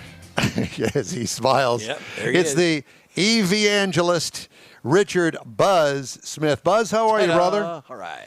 I'm doing great. I'm charged up. Oh, yes, well, and we are so glad for that. I can't recall the last time you were this charged up. Oh, there is that. Am I sensing a Chevrolet joke there? Or something? You caught that, huh? Yeah. Well, Buzz, how in the heck have you been? Are you still buzzing it up with your electric car? And how are things in the electric car world? Because everything that I read, every manufacturer in the entire globe and beyond is sinking billions of dollars into electric vehicles. Yeah, and I'm pretty much the person responsible for that. Yeah. You've been driving that for a couple of years. and we're glad to promote you on our show. And they're really tired of hearing from me, so they just all caved at once. Oh, yeah. Good job. Good job. So give us the latest. I know that, as I mentioned, I think that everybody and his mother is now, even companies that I've never even heard of before, startups that have never rolled a vehicle out of a factory yet, are investing billions of dollars into electrics, trucks, electric vehicles, you name it. It's all going electric. Yeah, this kind of reminds me of the internet back in the 1990s. Everybody's jumping on board. The investors are jumping on board. There's probably a little bit too much enthusiasm. Some people are throwing money at companies that may never come to market with a product. But, the world's kind of divided into two groups. You've got the existing OEMs that have a century of car building experience. I think they're kind of struggling with how do we get from our very profitable gasoline vehicles into this new world without sacrificing all of our old vehicle sales. And then you've got these new startup companies, and they're like software companies out of California, like you said, no experience building a car at all. But, these days electric vehicles are starting to be unveiled at the Consumer Electronics Show out in Vegas rather than a traditional Detroit or Chicago auto show. So the world's changing. We'll see how it all turns out in the long run.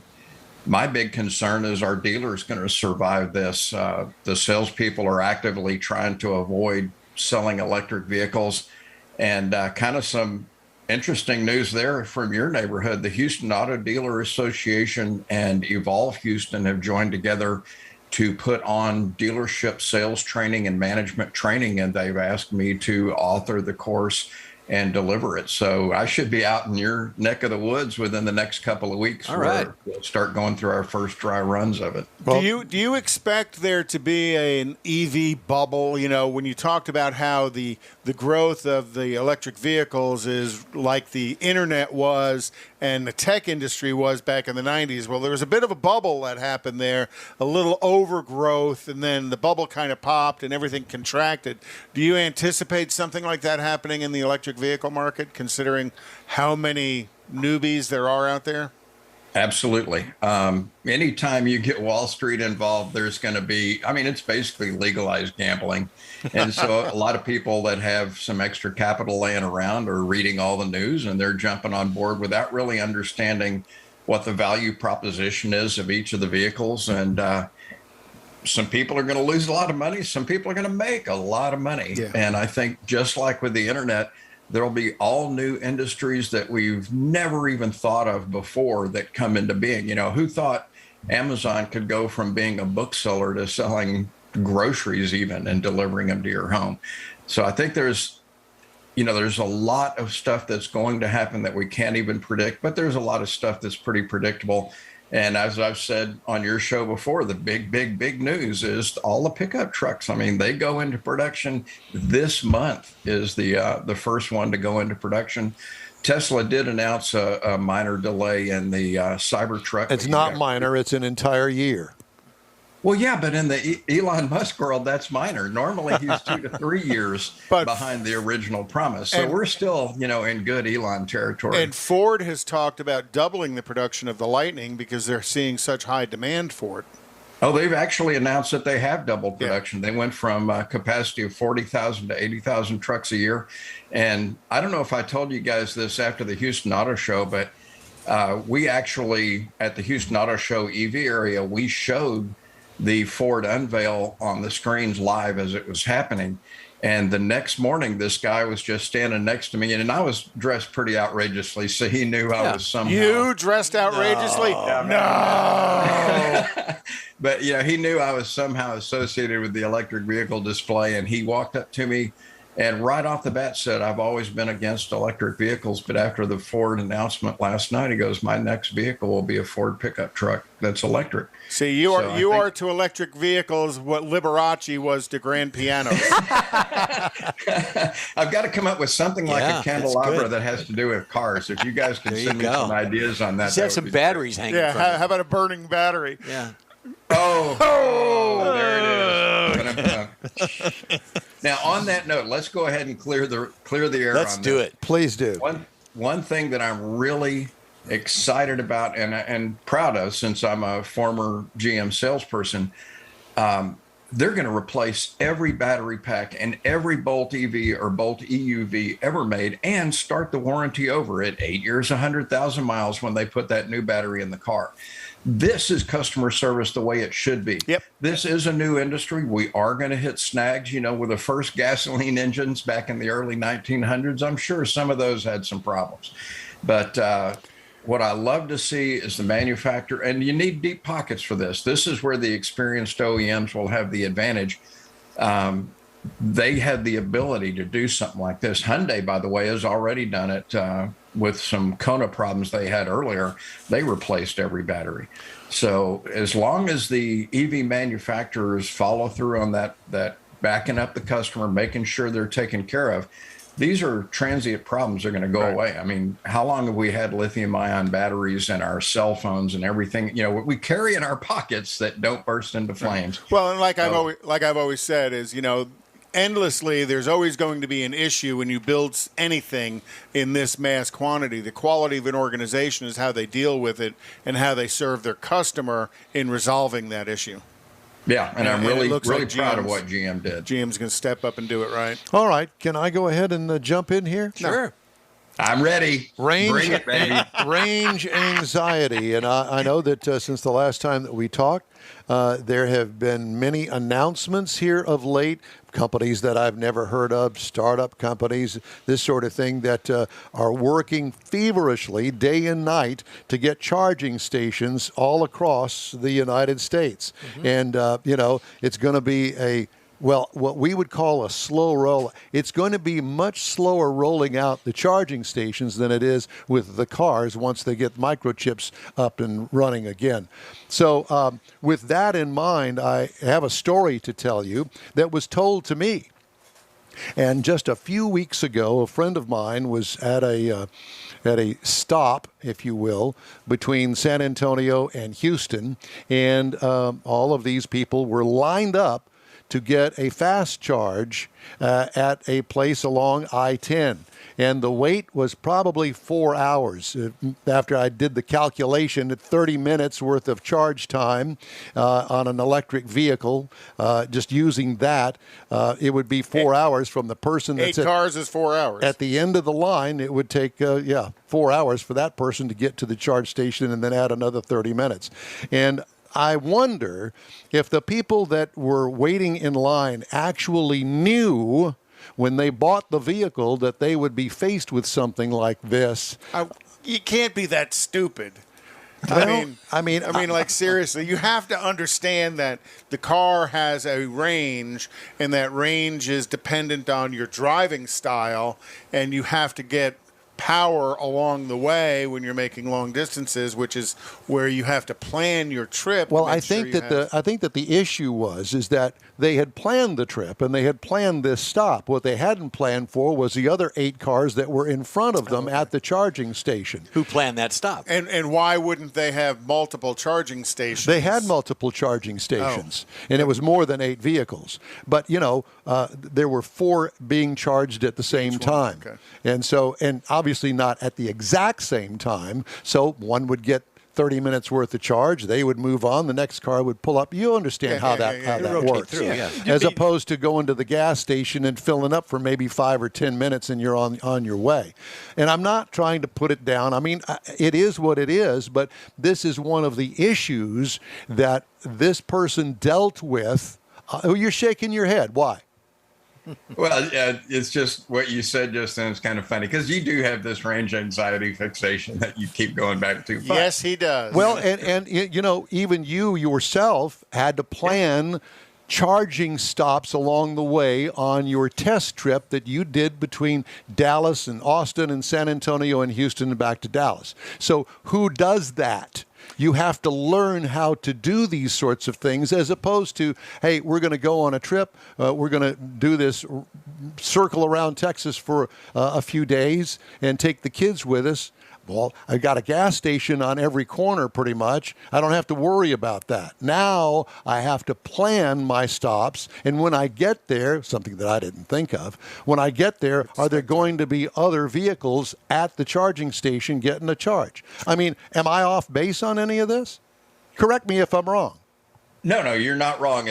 One of the things you can check on some of the apps is what the customer comments are. So if you are heading to a station that usually is very crowded, you can usually see customer comments saying, hey, by the way, this one gets booked, so watch out. But then again, there are also 12 base stations that I've had friends go to that there wasn't a single EV there. So yeah, we're early in the deployment, and people, most of them probably aren't alive anymore, but when gasoline cars first came out, you actually purchased gasoline at a chemist, which is a pharmacy. So that seems kind of weird to us today, but they didn't have gas stations back then, and that's where you bought gasoline. Right. So there's a supply side to this and a demand side to this. And they have to find balance. Yeah, it is a fine balance in the near term. I think this is about to be changed. Texas has $209 million from the Volkswagen Dieselgate settlement that has to be used for EV education and infrastructure rollout.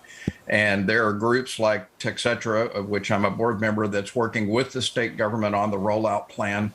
This has become, just like vaccinations, a very politicized thing. And we saw in the infrastructure bill, they gutted the charging infrastructure side of it. One party did over another one. And I think that as demand for these cars, once people drive one of these and really want one, they're going to push their politicians to say, hey, quit getting in the way of this. Now, I think that the big mistake that we've made, and maybe not a mistake, but we're installing DC fast chargers in the major cities because they said, well, that's where all the EVs are.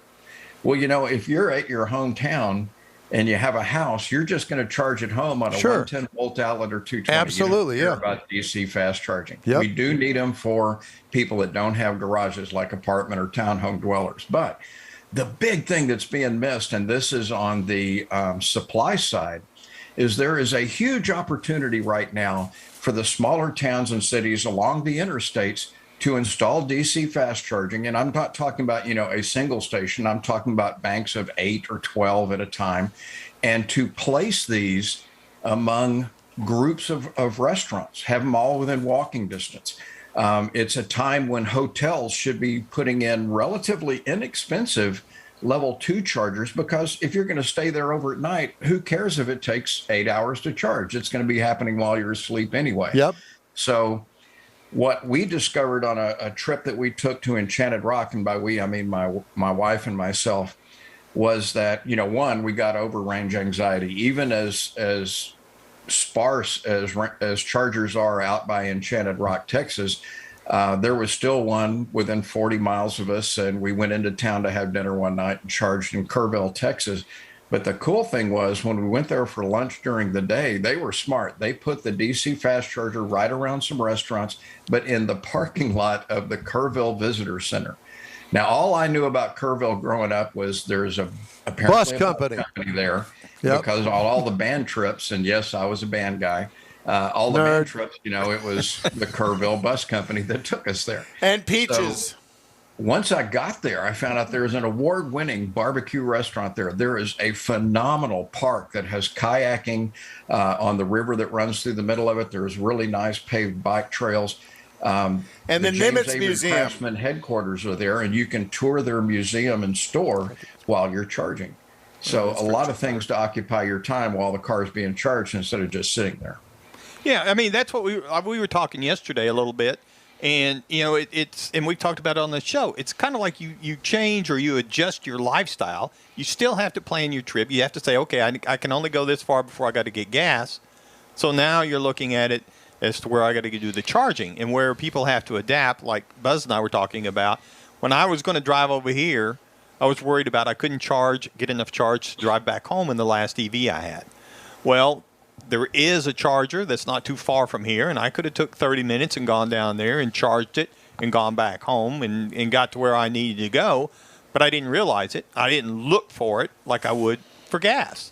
So, it is a lifestyle change to make those adjustments, and as the infrastructure gets better, it won't be such a drastic change. Buzz, has there been any kind of people looking into the fact that maybe perhaps that the EV buyer today is going to be the guy that keeps his gasoline car and just add to his fleet, so to speak, at least for the next few years until the infrastructure catches up to the car? I think that's true if the person does regular long-distance driving. If not, there's no reason to do that. Any 250-mile range EV is more than sufficient for the average consumer in the United States, who only drives about 40 miles a day maximum. Right. So today, you can go 100% electric unless it's part of your regular habit to drive hundreds of miles in a single day. Right. Then, you pull up to 4 stations and there's a line of cars. That's going to be very frustrating, but that will get solved over time. Now, there is one other thing, and that is the concept of an EV training wheels. And that's what I call plug-in electric hybrid vehicles. Yes, absolutely. And I go for that. When you're at home, it's 100% electric. When you go on a long road trip, just treat it like a gas car. Right. You got the best of both worlds. Yeah, I agree that totally. Would be a good transition. So, Buzz, with you being on the board of a number of EV organizations here in Houston or in Texas, have you talked to Buc-ee's? When you think about Buc-ee's, it's a destination place to go refuel your vehicle. I mean, sitting there for a half hour at Buc-ee's while your car charges on 440 would not be out of the ordinary as you go in to use the restroom. Be really expensive. I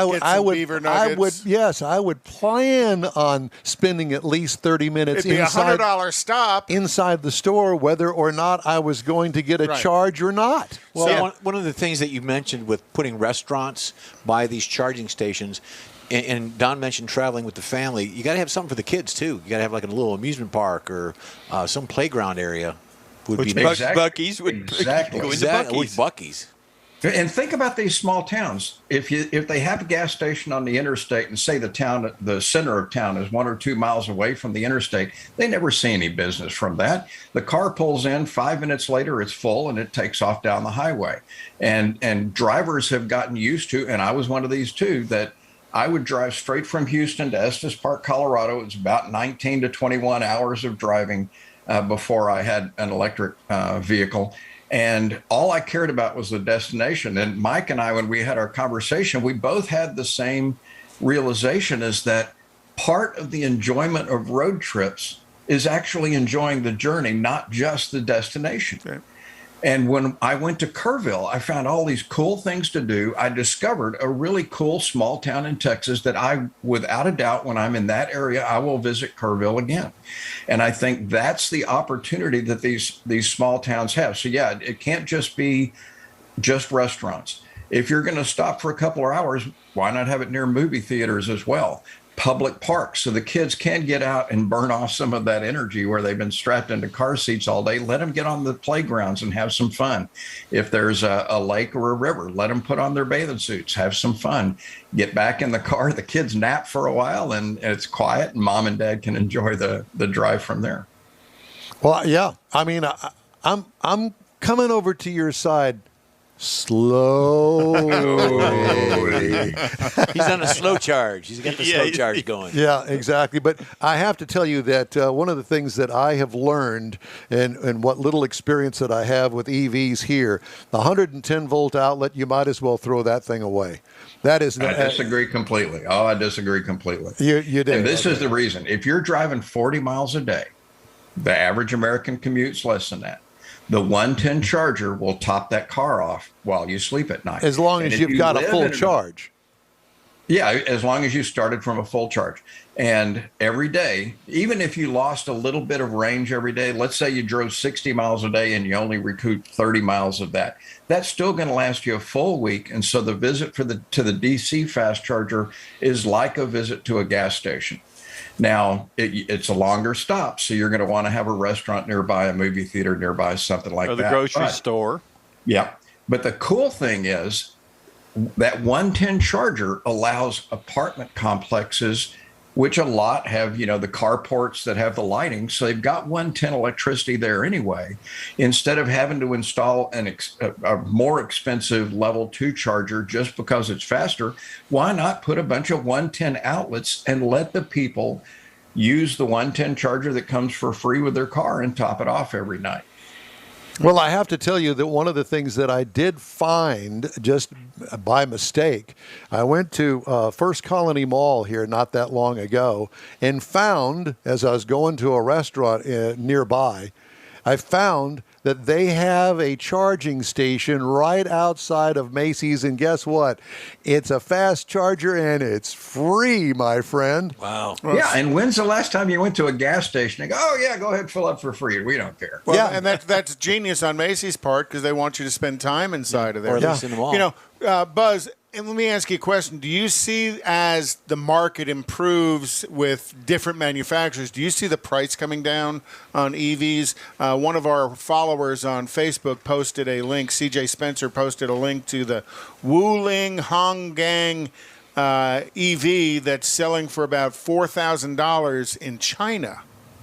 So do you actually here in the United States? There's and it's based in the Dallas-Fort Worth suburb of Garland. They sure are. They came out of California. Is Candy, Kandi. Yep. That one lists, I think, for 14 to 17,000, but its speed is limited to about 60, 65 miles an hour. So, the prices are coming down. Just yesterday, I saw a really cool vehicle. It looked like it was something off of the Fast and Furious movies, had a giant spoiler on the back, but very, low ground track or ground effects on it. Super cool looking. And they're saying this is going to come out in the $25,000 range. Okay. Now, I don't know if that is before or after the federal income tax credit and all, but if it's before federal income tax credit, you're talking about $18,000. And just like all consumer goods, as economies of scale happen, to answer your question, absolutely the prices are going to come down. As more and more battery factories get built, the price is going to come down because the cost of manufacture is going to come down. I can hear it now. Honey, I'm going to the store. Did you plug in the car? Why not? What's really cool is my car reminds me. If by 9 p.m. I haven't plugged it in, it sends a text message to my smartphone and says, hey, I'm supposed to be plugged in.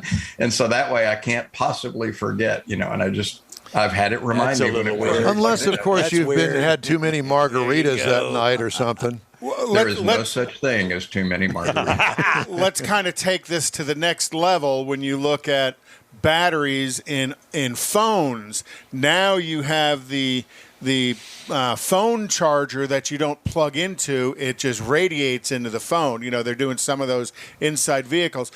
Do you see that being an option on a vehicle where your parking spot is the pad? Yeah, it's the pad to charge your vehicle. Is that technology that they could bring at that level of power requirement? It already exists. You can do that today, put it on the floor of your garage, and just when you pull in the garage, the car will start charging. Now, all inductive chargers have some energy loss getting to the car. It's not going to be as efficient as plugging it in. And so I'm resisting that at my house. I don't mind plugging it in because I'm paying for that electricity. I don't want some of that being lost in midair on the way to my car. Right. Buzz, we could continue this for days on end. We love talking to you, and we certainly appreciate your time on this Saturday. And be sure and get in touch with us when you're making your visit down here to Houston, will you? Yeah, we'll have to try some of those bottomless margaritas. You got it, brother. Yeah. No, you don't want to see Don bottomless, believe me. Oh, yes, I do.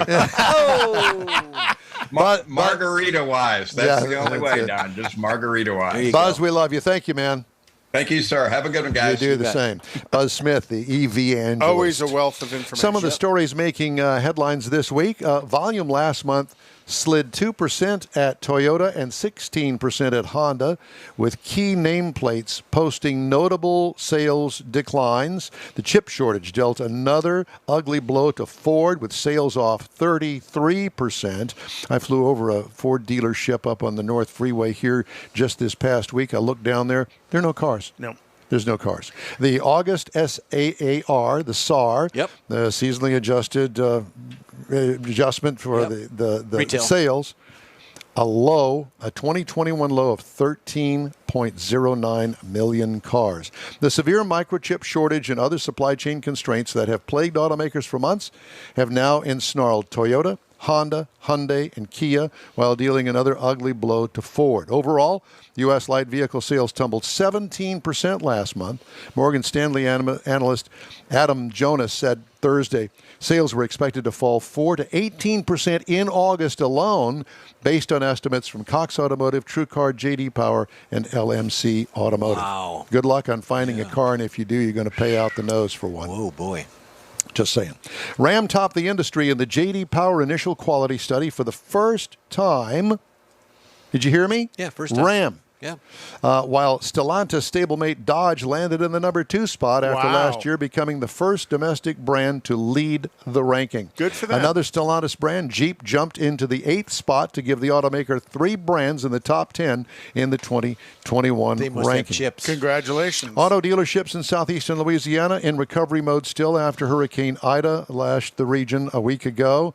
Heavy rains and winds up to 150 miles an hour. Dealerships not only in Louisiana but also up in the Northeast, really, they're trying to assess the damage now. It's going to be extensive, putting a bigger dent in automotive sales. And if you think we're short of vehicles now, as these manufacturers see these natural disasters happen, they divert production to those areas to replenish inventory at the expense of other parts around the country. So right now, vehicles may be tight. They're about to get a lot tighter as they dump vehicles into the Northeast. And the ones that are flooded, where are they going to go? Back on the market somewhere. Hopefully. And finally, new data shows a sustained increase in U.S. traffic deaths that regulators ascribe to impaired driving, speeding, a failure to wear seatbelts, and other unsafe behavior since the start of the pandemic. National Highway Traffic Safety Administration on Thursday estimated 8,730 people died in car crashes in the first 3 months of 2021, compared to 7,900 deaths during the same period last year. That's a year-on-year increase of 10.5%, despite a 2.1% drop in the number of miles driven. So drive safe out there. In 2020, deaths involving motorists not wearing seatbelts up 15%. Yeah. Speeding-related deaths jumped 10%, and fatal crashes involving alcohol rose 9%. Put your seatbelt on. Oh, my gosh. That shouldn't even be a question. Quick break now. We're right back right here on the In Wheel Time Car Show. Houstonian-owned Bayway Chrysler Dodge Jeep Ram has the most sought-after models in the Houston area today. When you're in the market for a new or used vehicle, you now have a place to go. General Manager Lincoln Stahl guarantees Bayway will beat any competitor's written price on the new vehicle you choose or pay you $1,000. Bayway Chrysler Dodge Jeep Ram is easy to get to on Highway 225 near Beltway 8 in Pasadena. Whether it's online or in person, you're welcome like one of the family. Bayway Chrysler Dodge Jeep Ram.com. Tailpipes and Tacos, Houston's premier monthly car cruise-in, returns Saturday, September 18th at 2 Loopy Tortilla Mexican restaurants in Katy and inside the Loop on the Southwest Freeway near Kirby. Tailpipes and Tacos is free and everyone's invited. You'll see collector cars, hot rods, customs, magnificent originals, and resto mods at 2 locations. Cars from all over Southeast Texas cruise in and show off in a friends and family event at the Loopy Tortilla Mexican restaurant on the Grand Parkway at Kingsland Boulevard, just south of I-10 in Katy, and inside the Loop on the Southwest Freeway near Kirby. Drag racer, car enthusiast, and Loopy founder Stan Holt brings you Houston's hottest cruise-in, Tailpipes and Tacos, inside the Loop on the Southwest Freeway in Kirby, and in Katy on the Grand Parkway just south of I-10, where you'll see the In-Wheel Time Car Show. Get your ride ready, and we'll see you at the Tailpipes and Tacos Saturday morning cruise-in, September 18th, 8 to 11 a.m., weather permitting. Gulf Coast Auto Shield has moved to a more convenient location. Now you can visit John Gray and his staff of dedicated professionals at their new shop on the South Sam Houston Parkway between Belford and Airport in Southwest Houston. Gulf Coast Auto Shield is the best at paint correction and ceramic coatings. Clear bras and custom wraps are specialties that only Gulf Coast Auto Shield installs with award-winning accuracy, and all their services come with a warranty. Lamborghini, Aston Martin, Porsche, and Ferrari owners depend on Gulf Coast Auto Shield for their specialty services, and you should too. The In-Wheel Time Corvette and Cutlass have both been massaged by Gulf Coast Auto Shield, so isn't it time your vehicle visit their new shop in Southwest Houston? Call John Gray today at 832-930-5655 or visit online at gcautoshield.com. That's gcautoshield.com. Paint, coatings, wraps, and more at gcautoshield.com. This is the award-winning car talk show, In-Wheel Time. Coming up, we'll review our featured vehicle of the week, the 2021 Lexus RX 350. We talk with Will Wightman about his mobile tire service. We got your weekly cruise-in calendar, plus This Week in Auto History, and the stories making auto news headlines this week.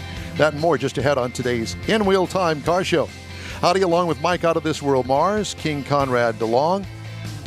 You know who? Yep, me. Yeah, it's Jeff Zekin. Need more. We need more Jeff Zekin. We do.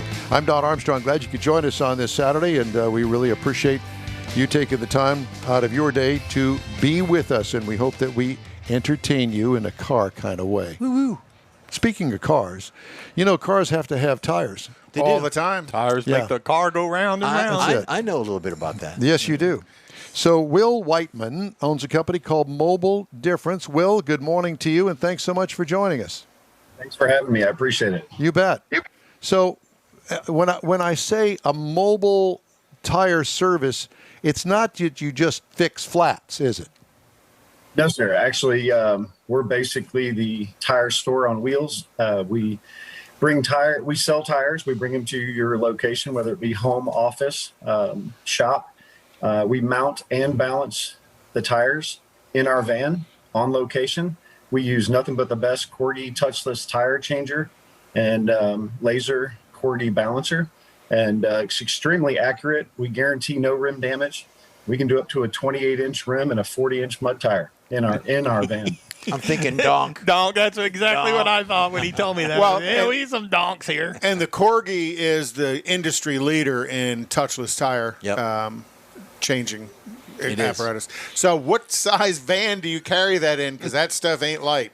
It's in a Transit, Ford Transit 350 extra long, extra tall. Wow. Is it the dually? Big. Okay. No, it's not the dually. It's a single rear wheel. Okay. So let me ask you, how does it work? Okay, I'm in the market for tires. Now you're competing against Discount Tire, which is a big tire company here in the Houston area, and they sell tons and tons of tires every day. So how do you compete with them, price-wise, service-wise, time-wise? Right. So, we get that question a lot. The number one biggest thing that we have is our overhead. Our footprint is very small, being in a van. We pretty much only house or use the warehouses locally to pick up our tires. We make appointments. So if you're in the market for tires, you would look them up on the internet, or if you already knew what you wanted, you would either call us or go to our website and select the tire function, purchase tires. We would then book an appointment to where we could come to your home, our office, and perform the install. So you have accounts with the local tire distributors here in town. So Conrad's going to get tires for his rally. He gets them online. You find that it's at XYZ supplier. You go pick it up, house it, and then take it to Conrad to put on. Right. We're actually a preferred installer for most of the e-commerce tire sites like Tire Rack, Tire Buyer. Okay. We do sell our tires. We're able to be so competitive that we usually price match. If you buy 4 tires, we're not going to be any more expensive than what you would be at Discount or Goodyear or NTB because we're able to price match when selling 4 tires. We are a preferred installer, like I said, for Tire Rack. So if you have an account with them, you purchase your tires, you have them delivered to your home, you would just contact us for the installation support. And we do 3-piece wheels, custom, some of the radical tire stretching, you name it, we can handle it. We do center locks for Porsche. We actually specialize in doing, because of our Cordy touchless tire changer, we specialize in doing exotics. We do a lot of, probably most of the Ford GTs here in Houston. I have a huge Porsche client base. We do carbon fiber wheels, magnesium wheels, and because your machine is virtually damage free, and that's why those people are so interested in getting that machine to handle their tire changes. Absolutely. And what makes it really special is, to your clientele base also, when you're spending thousands of dollars on tires and you have, a $250,000 vehicle, you don't want just anyone working on it. And, if you want to be involved, if you want to just watch, it's a one-on-one service that we're going to provide for you, and you're going to be involved in the tire installation process. So not only do you have a program set up for price matching, but you also offer the convenience of home service. Absolutely. Or someplace like Garages of Texas. So I've got my car Minium out there, and I've got my car out there. You could come to there, and I don't even have to take my car out on the roadway to get to you. Absolutely. Yeah, we do a lot of vehicle storage, tire installs. We meet the client at the warehouse, and they don't have to put any additional miles. They don't have to worry about the liability or risk of having something damaged at a shop. Who's touching it? Who's going to be around it? Or having some 18-year-old take it for a test drive. Well, that's all I'm thinking of is a Ferris Bueller's Day Off. Exactly.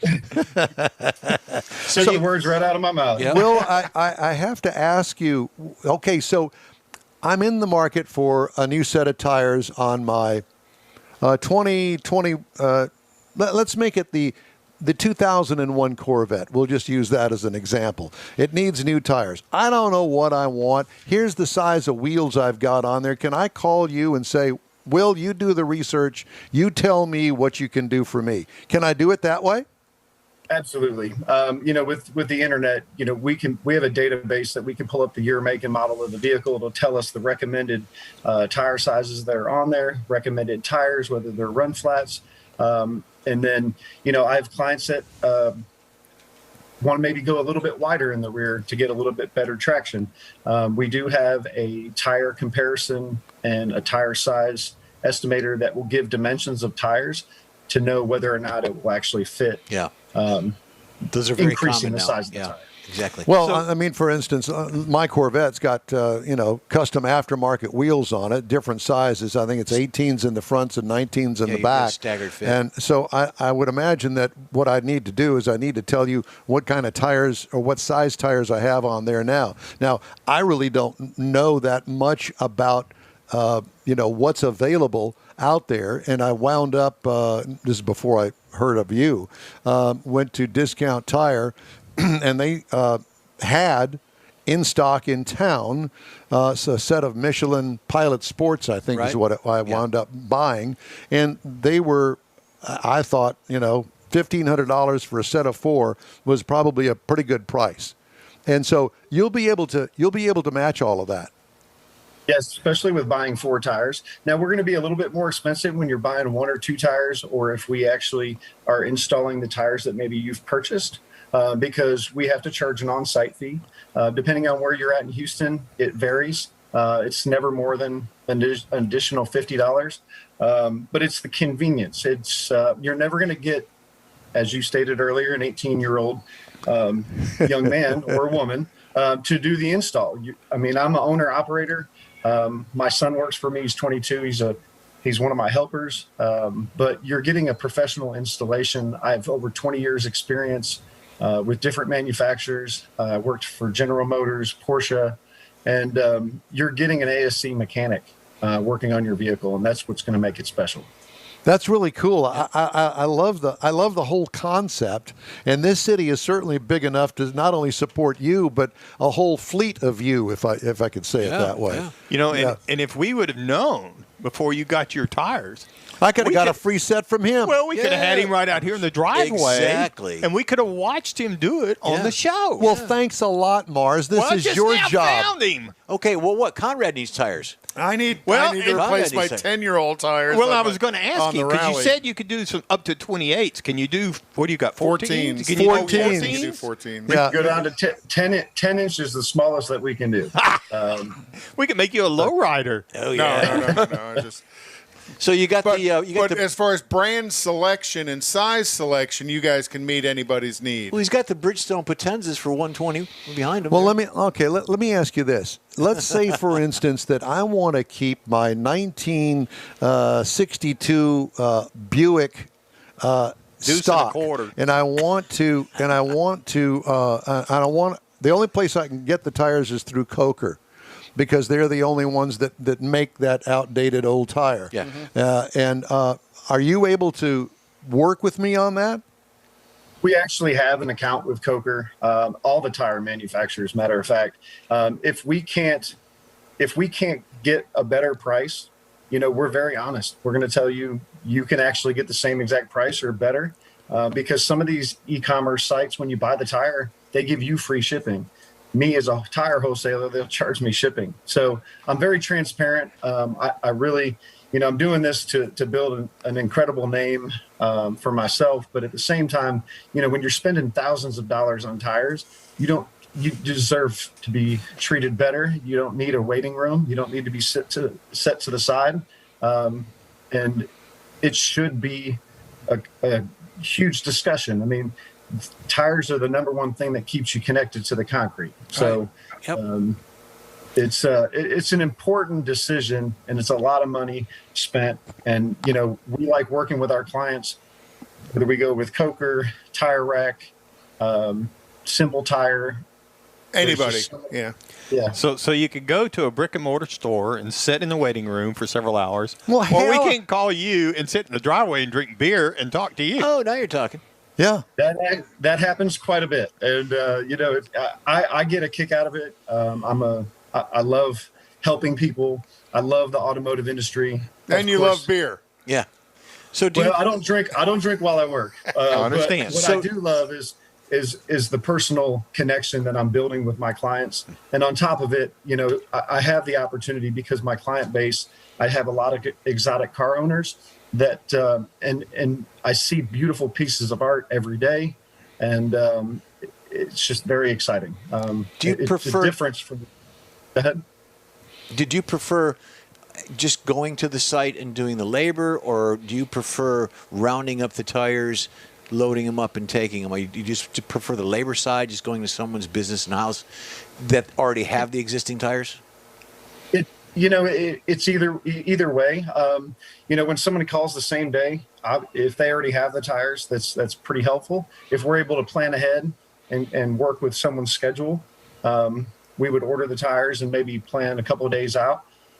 Makes it really easy because everything's drop shipped to me at my warehouse first thing in the morning, so I can load the van and be very fluent within my day with logistics and getting the installs done. Do you ever find the customers purchase the wrong tires? Yeah, that's what I was going to ask.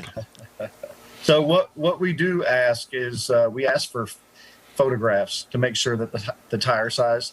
I have gone to a few appointments where somebody had a custom set of wheels and tires and didn't realize the tires that they ordered didn't fit the custom wheels. Oh my gosh! Oops. Yeah.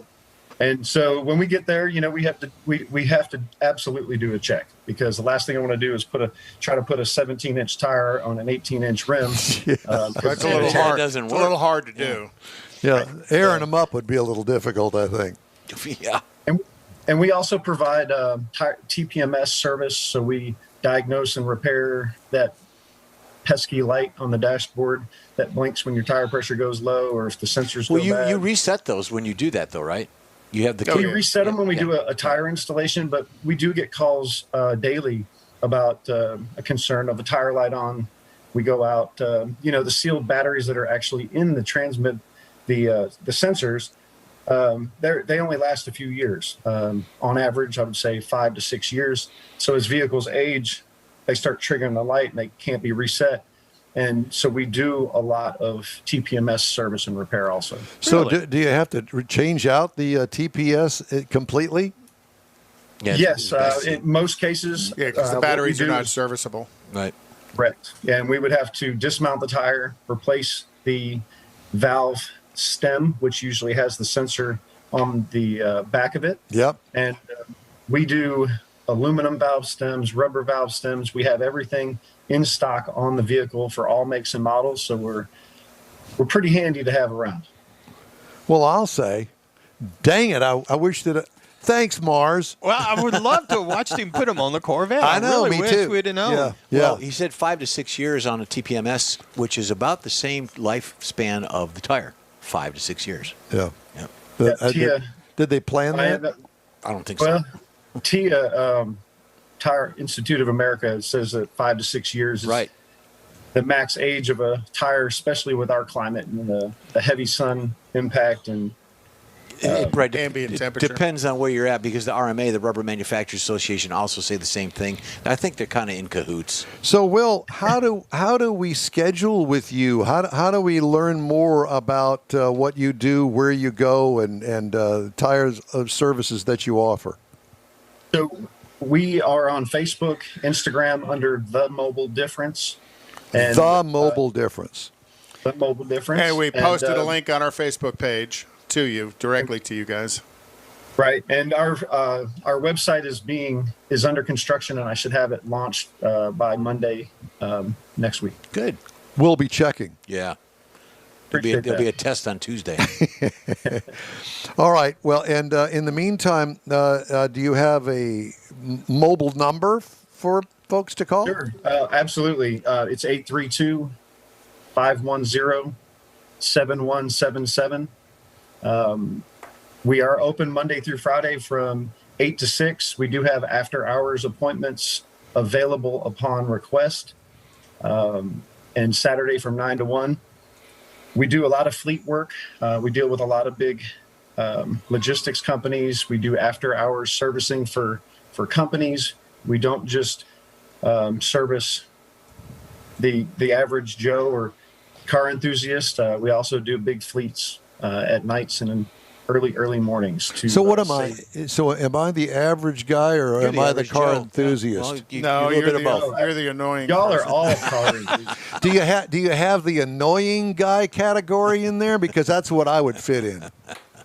I think everyone's still in the wow factor phase, and I love that part, because when they see what we're capable of, especially with yourself, like a C8 Corvette, you're going to pay attention to what I'm doing. And when you're watching the process, and it builds value and comfort to you. And I think that also helps the word of mouth referrals come a lot easier because, car enthusiasts, y'all pay so much money for big, beautiful vehicles. They need to be treated as such. And with everything that is attached to them, including Hurst shifters. I'm just about to say that's what I'm doing. I'm thinking, the place I get my hair cut, they've got a little bar over in the corner. Yeah. And I'm thinking, well, you're coming to the house, and, if you want to keep everybody entertained. You go meet him up at the bar. Well, he could bring a portable bar in that big van he's got. There you go. Oh, my That's gosh. it. Free cocktails with the Well, tire there you change. go. That way, any customer that's a little anxious about you doing your work, you could kind of soften that. We'll take this out in trade. Thank you so much for joining us today. It's great to talk to you. The best of luck to you. It's called The Mobile Difference, and his name is Will Wightman. Hope to talk to you again soon, my friend.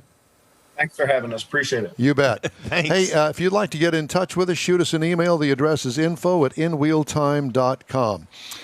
It's time now for the cruise-in calendar. Lots of cruise-ins, and even though it's hot, there's not supposed to be any rain tonight, so go for it. Well, again, that's going to be Nifty 50s up in Grogan's Mill, the Kima Car Meet. Looking a little bit further into the future, again, 2 weeks from now is 2 weeks from now is Tailpipes and Tacos at Katy location off of Grand Boulevard and Kingsland. 99 in Kingsland. That's the Grand Parkway and Kingsland Boulevard, just south of I-10 in Katy. Yeah, what and he then said. also the Kirby location. And the Kirby location inside the loop. So, great events to go to. Woody's Waterfront on September 25th, their third annual car show at Topwater Grill. And in we'll San be Leon. there, so you have to be sure and stop by and say hello to us. Yeah. In August 8th through the 11th, the Audi Club Nationals in Austin, Texas. And then also Saturday, October 16th, is the Mustang Club of Houston Fall Auto Show up on Planet Ford on 45. Lots of stuff. Always, Lots of always. cruise-ins. It's time to get out and enjoy your car. Yep. And I just looked at my car review, kind of scanned it to make sure I'm going to get everything. And one of the things that I failed to do was price the car competitors to the review that I'm Just going put to a do. lot. Well, they're not going to be that much. Well, they may. On second thought. All right, time now for this hour's car review. Had a chance to Alrighty. drive the 2021 Lexus RX 350. And I have to tell you that the original Lexus RX 350, I think it was the 300 back at the time, that was the first luxury SUV that I ever bought. It was actually a CUV. Oh, you bought one? Bought one, yeah. Oh, yeah, good story. Bought one out of the press fleet back in the day. This is back in, I want to say around 2000, 2001, somewhere in there. I bought it out of the press fleet. It only had, I don't know, a few thousand miles on it. And it was white, and it was the Coach edition. So it had Coach leather on the inside. This thing was sweet. I loved that vehicle. It was a nice size. And it was. Oh, you had the girls still at home? Yes. The story gets better. Listen. Okay. Oh, I was waiting for the rest of the story. Well, what is the rest of the story? Oh, Well, you were hauling How you around. got- You were hauling around kids. I was. Actually, it was the wife's vehicle, but I love that thing. Love driving it with the little V6 in it. It was just perfect. Oh, and beautiful truck. So RX 350 for 21 comes in two trim levels, the base and the F Sport. I had the F Sport. Of course. It's considered a small SUV, but I would call it more of a midsize. Seats 5 passengers. Now, it does have an L version, and we're not going to review that clearly, but that has a third row. And if you're going to do that, I would bump it up to get something a little bit bigger, but that's just me. Exterior changes from last model year, really none. Exterior features include an oversized in-your-face spindle grille, attractive headlights, faux brake duct vents in the front bumper, racy lower door panel sculpting on this, Nice. big wheel openings with black trim, and a floating roof paint job. I'm not quite sure if I like that or not. Seems to be the trend, though, when you look at lots of other people's SUVs. They put that black band on the C-pillar of a lot of these SUVs to give that floating roof look. And it's, I don't know what floating roof. I don't know who came up with that, but whatever. What I liked about it, the overall attractive design. Question, I have a question.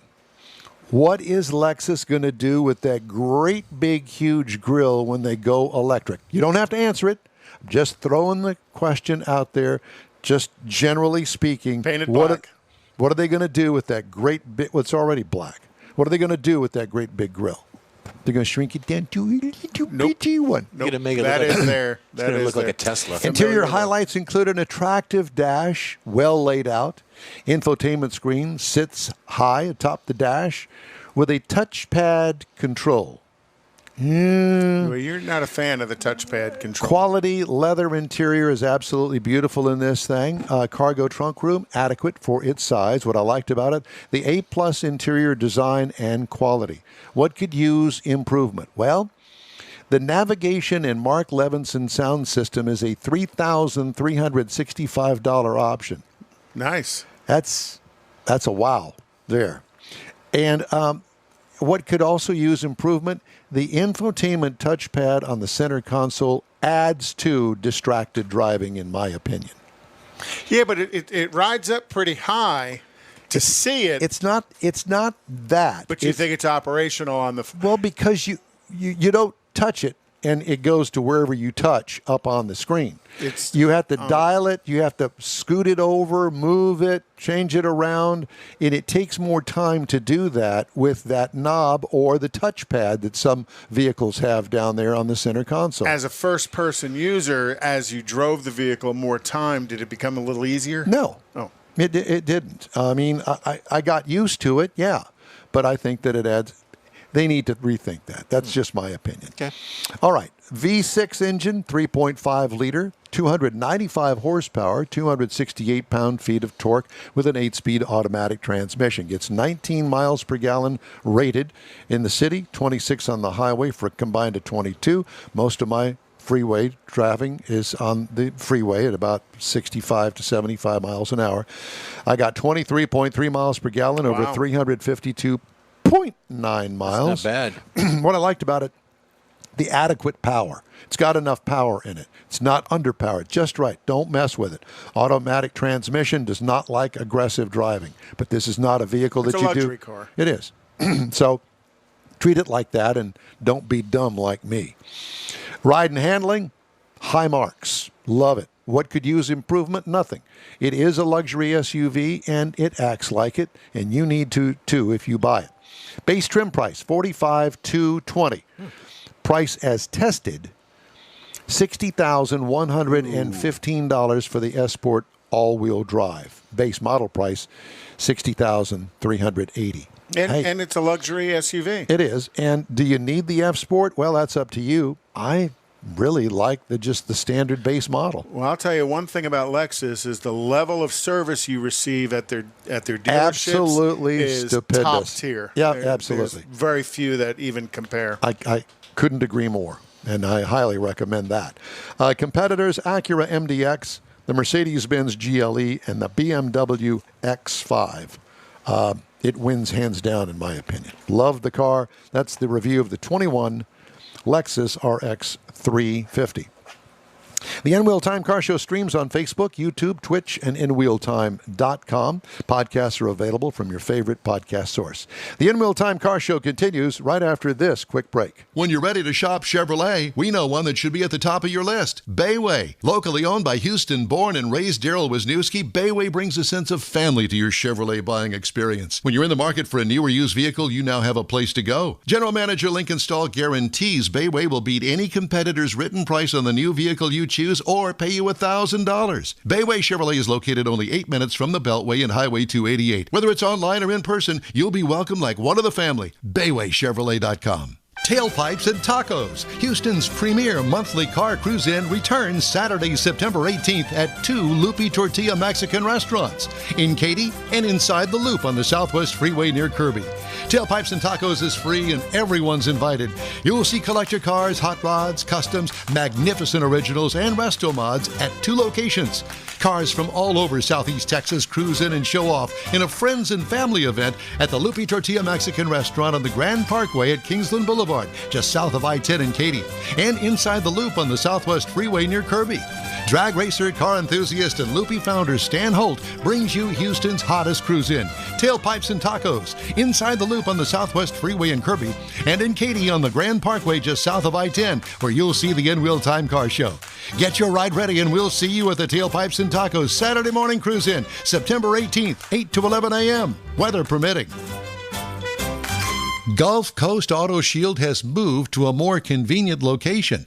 Now you can visit John Gray and his staff of dedicated professionals at their new shop on the South Sam Houston Parkway between Belford and Airport in Southwest Houston.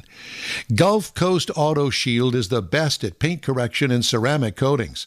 Clear bras and custom wraps are specialties that only Gulf Coast Auto Shield installs with award-winning accuracy, and all their services come with a warranty. Lamborghini, Aston Martin, Porsche, and Ferrari owners depend on Gulf Coast Auto Shield for their specialty services, and you should too. The In-Wheel Time Corvette and Cutlass have both been massaged by Gulf Coast Auto Shield, so isn't it time your vehicle visit their new shop in Southwest Houston?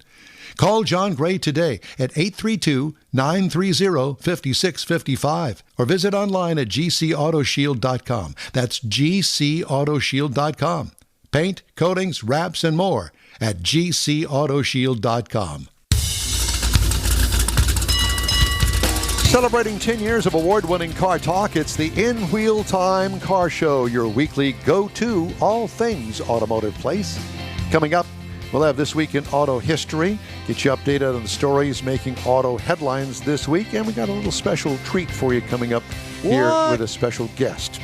Howdy, along with Mike out of this world Mars, King Conrad DeLong. We need more Jeff Zekin. I'm Don Armstrong. Glad you could join us on this Saturday. Thank you so much. We truly appreciate it.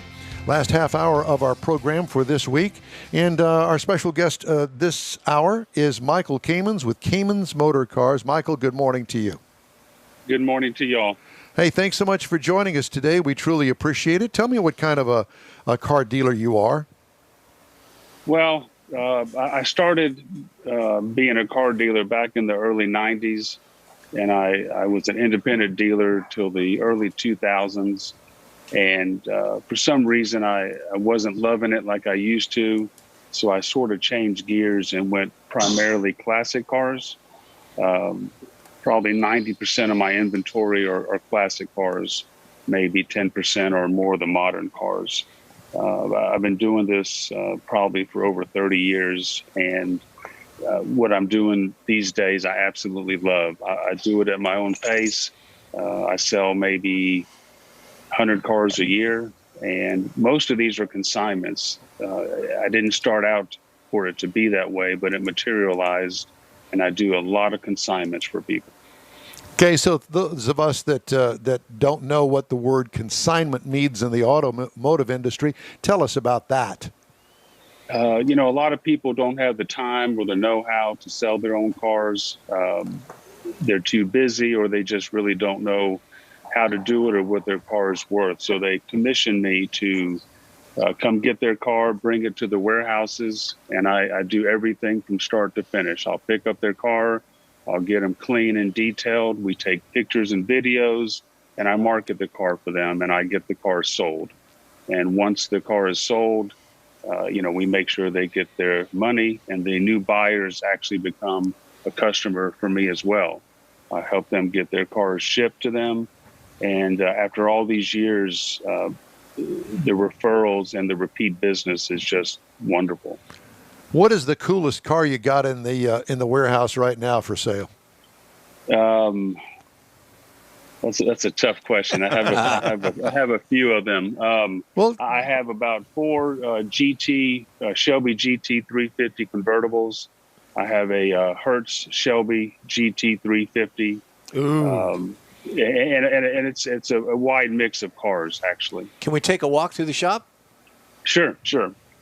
Let me see if I can turn this around. That 350 GTH, is that the black and gold stripes or one of the O's? No. It's the black and gold stripes. What a beautiful car, yeah. He's got them double stacked. Look at all this. We're jealous. This is just one of the warehouses, but right there is the black and gold GT 350. It's a I don't think there's a nicer one anywhere in the country. It has a very interesting story to it, and it's just wonderful. Well, is that a 58? Is that a 58 Corvette that I saw there? I think so. Right there? Yeah. That's a 62 fuel-injected Corvette. Oh, my God. Is that and the gold is a very unusual color, very low production color as well.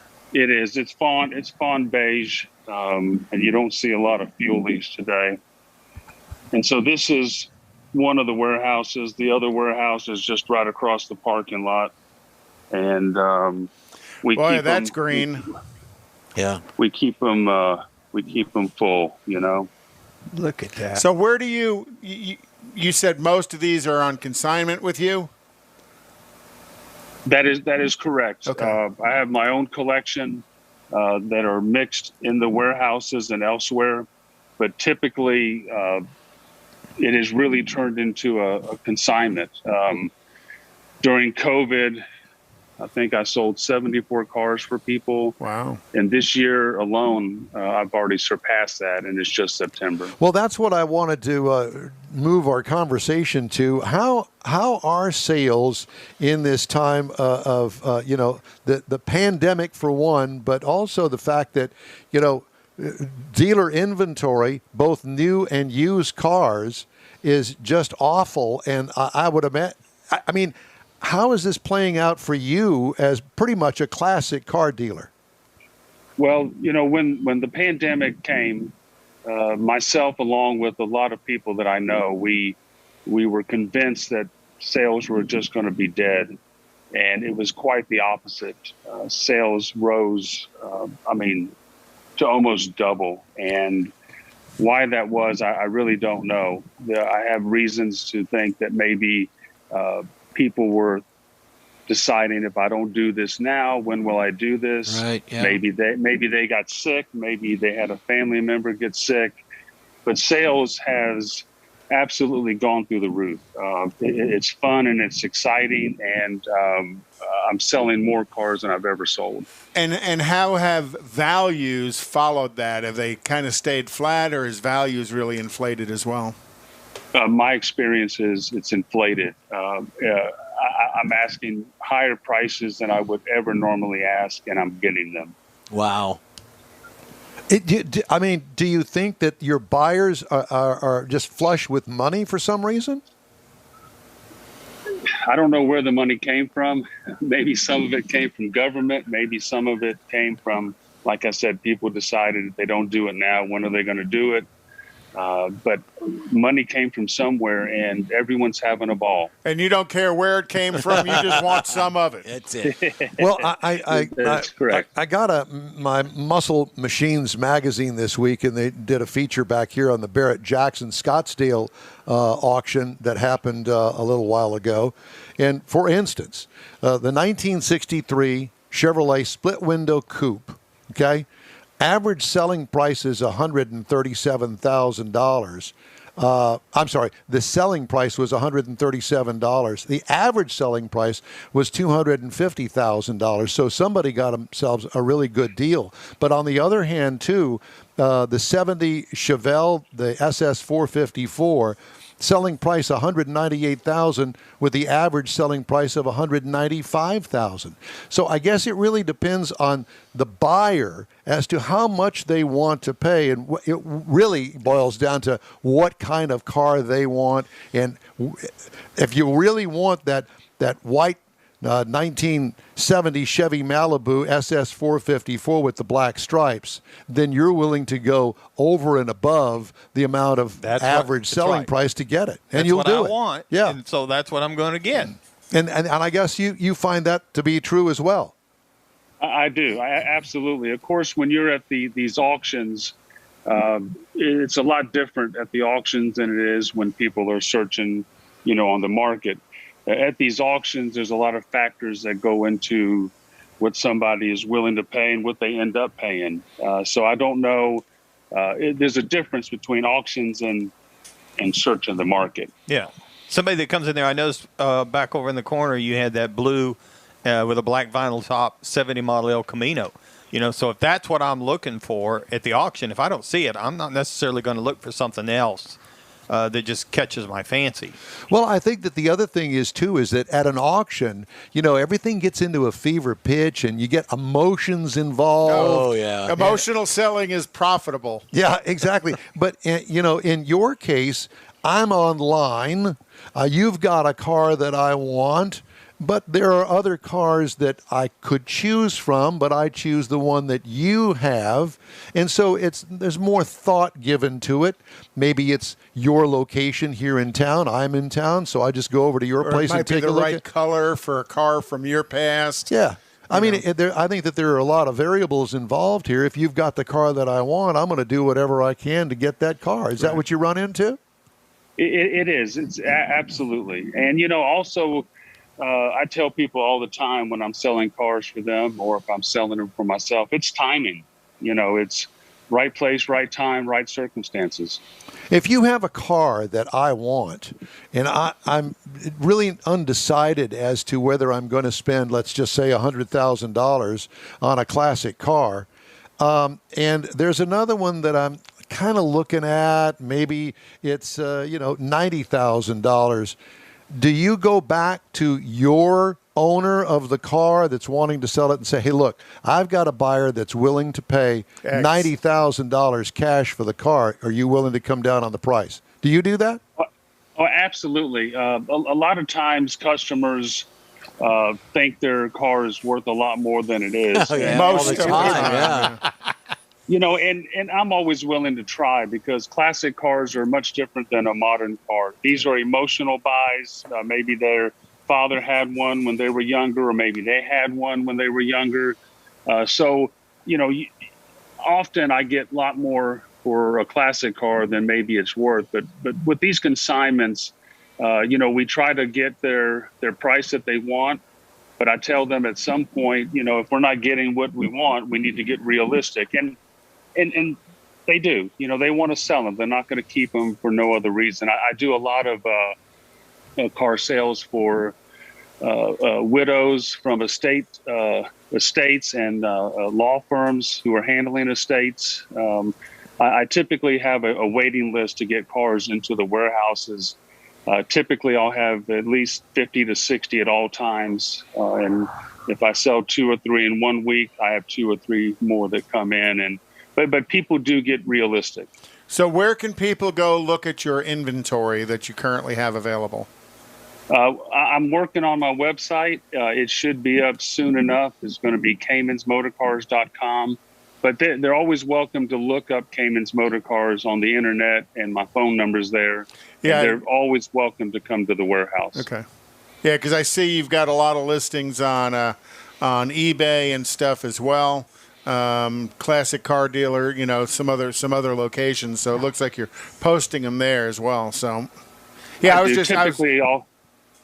I'll have 25 or 30 cars up at all times. Okay. Are most of the cars that you have in your collection from around the Houston area? The majority are. People ship. I probably get 20 or 30 a year that people will ship from all over the country. They'll ship them here to me, and I'll sell them from my location here. Right, yeah.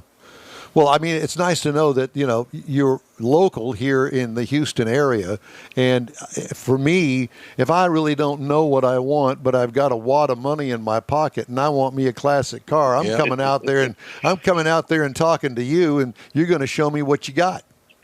Absolutely. And I love doing that. And even if people don't buy, I love the relationships that I've built. I love talking about cars, and I'm having a ball. Yeah, like you said, the classic car market's different than walking into a new car dealership and talking to a salesman, because you do get into that talk about, the 3 Deuces, or that's an SSL Camino, or that yellow 52 or 53 Corvette that you got sitting back over your right shoulder. Yeah, it's nice. So you get into talking about the stories about them and stuff, and that's part of being an automotive enthusiast. Sure. I want to test drive that one. By the way, do the cars come with stories, and can you connect the car with the prospect of the new car buyer with the person that owns the car now? That just depends. All these cars have stories, and depending on the documentation and the files that come with the cars, sometimes you get the whole story and sometimes you don't. And even when you don't, you can be assured that these old cars have stories. After all these years, from the 50s, the 60s, the early 70s, they have stories. Currently, I have the last two 1955 Corvettes that were ever produced. The yellow one over there is number 700, and the yellow one over there is number 699. Wow! And they have been together their whole lives from the beginning. And the story and the documentation and the videos from the 50s. It's just unbelievable, this story. And the 55 was the first year for the V8 in that generation of Corvette. Is that correct? That is correct. And are both of those V8s? They are both V8s. Wow. And I could be wrong, but I think they made about 29 manual shifts. Both of these are manual shifts and survivors. And the manual shifts are much more valuable than the automatic. So are you selling them together? Yeah, we'll take it. I am. That is the plan. The owner of these two cars is a Houstonian and extremely well known in the NCRS, and a dear friend of mine of over 30 years. And these cars were together until about 5 years ago when he bought them, and they were with the same family. And so we are selling them, and we'd like to sell them together since they've always been together. Absolutely, because that's amazing. That's the hook. There is that they're brothers or sisters or whatever you want to call them, and they're in sequence right there with the numbers that they bring with them. Yep. I can't imagine separating the cars. It'd be like twinsies. It'd be like separating kittens. It's hard to do. Yeah. It would be. And real briefly, they finance these cars. And so we have every return check that was used to pay for these cars. And you know how when you're running down the road and you see a car that you may want, you put a note under the windshield to call you if they ever want to sell them. Right. Well, I think we have about 27 of these notes that people have put on the windshields of these cars, and the owners had kept all of those notes. So have you called all 27 of them to say the car is finally for sale? I have not. Well, that's the step to do right after you get off the line with us. Yeah, except the only problem is that most of those notes were written in the 60s and 70s, and those people are dead. In Houston, it's only a 7-digit. You can't remember if it's a 713, a 281, or any of the other prefixes. Oh, Lord have mercy. Looks like he's got a team there. And the prices have gone up considerably. Since I bet they you have. think? Listen, over there, you keep bouncing around. There's a 65 or 66 green Mustang. Mike's in the market. Right over, it's green with the black kind of off to probably straight ahead of you. So these two cars, these are two 69 GT 350 convertibles. And I would put these two cars up with any of the cars in the country. These are absolutely top shelf, restored to perfection. As correct as they can be. And these are just beautiful cars and high dollar cars. Yeah, but there was a lime green one though that you walked by, 65 or 66. Yeah. I'm sorry. This one here, this car belongs to a widow that I'm selling for. She and her husband built this car up in Conroe. It was actually Huntsville. The car probably spent some time in Conroe, maybe car shows or what have you. So you have to like green if you're going to buy this car. But it was built very nicely. Do you know the car, Mike? You know the car, Mike? Yeah, I shot that car several years ago for Cruising Style magazine. Yeah, I put it in there. He shot it, meaning on a photograph. Yeah. Not with a gun. Yeah. I did a story on it for the magazine. So do you still have the pictures available? He might want those pictures. I got a copy of the magazine. Well, that'd be cool. Yeah, that would be cool. I'd have to do some digging, but I got it in the file cabinet somewhere. Yeah.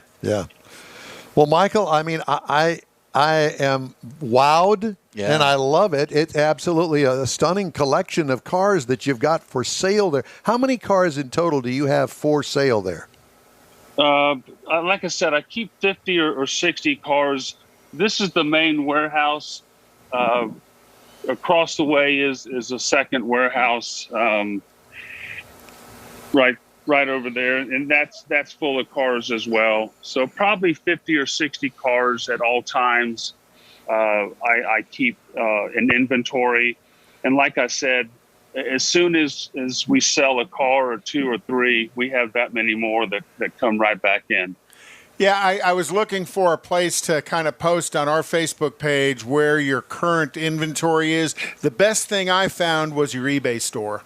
So I went ahead and posted a link to your eBay store on there because that kind of looks like right. And it shows that you've got, anywhere from a $5,000 vehicle to a $105,000 vehicle and probably even above that.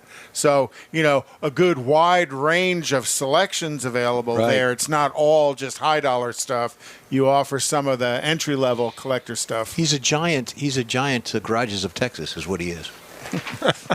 Well, you don't have to be rich to get a nice, cool classic car. There are cars in the $15,000 range, $25,000 range that are cars you could drive daily and take to car shows and have fun with. Yep. So, the classic cars market is wonderful. I've loved them since I was a little boy, and I enjoy what I'm doing. And anybody that wants to call me and come see the warehouse, you're welcome to.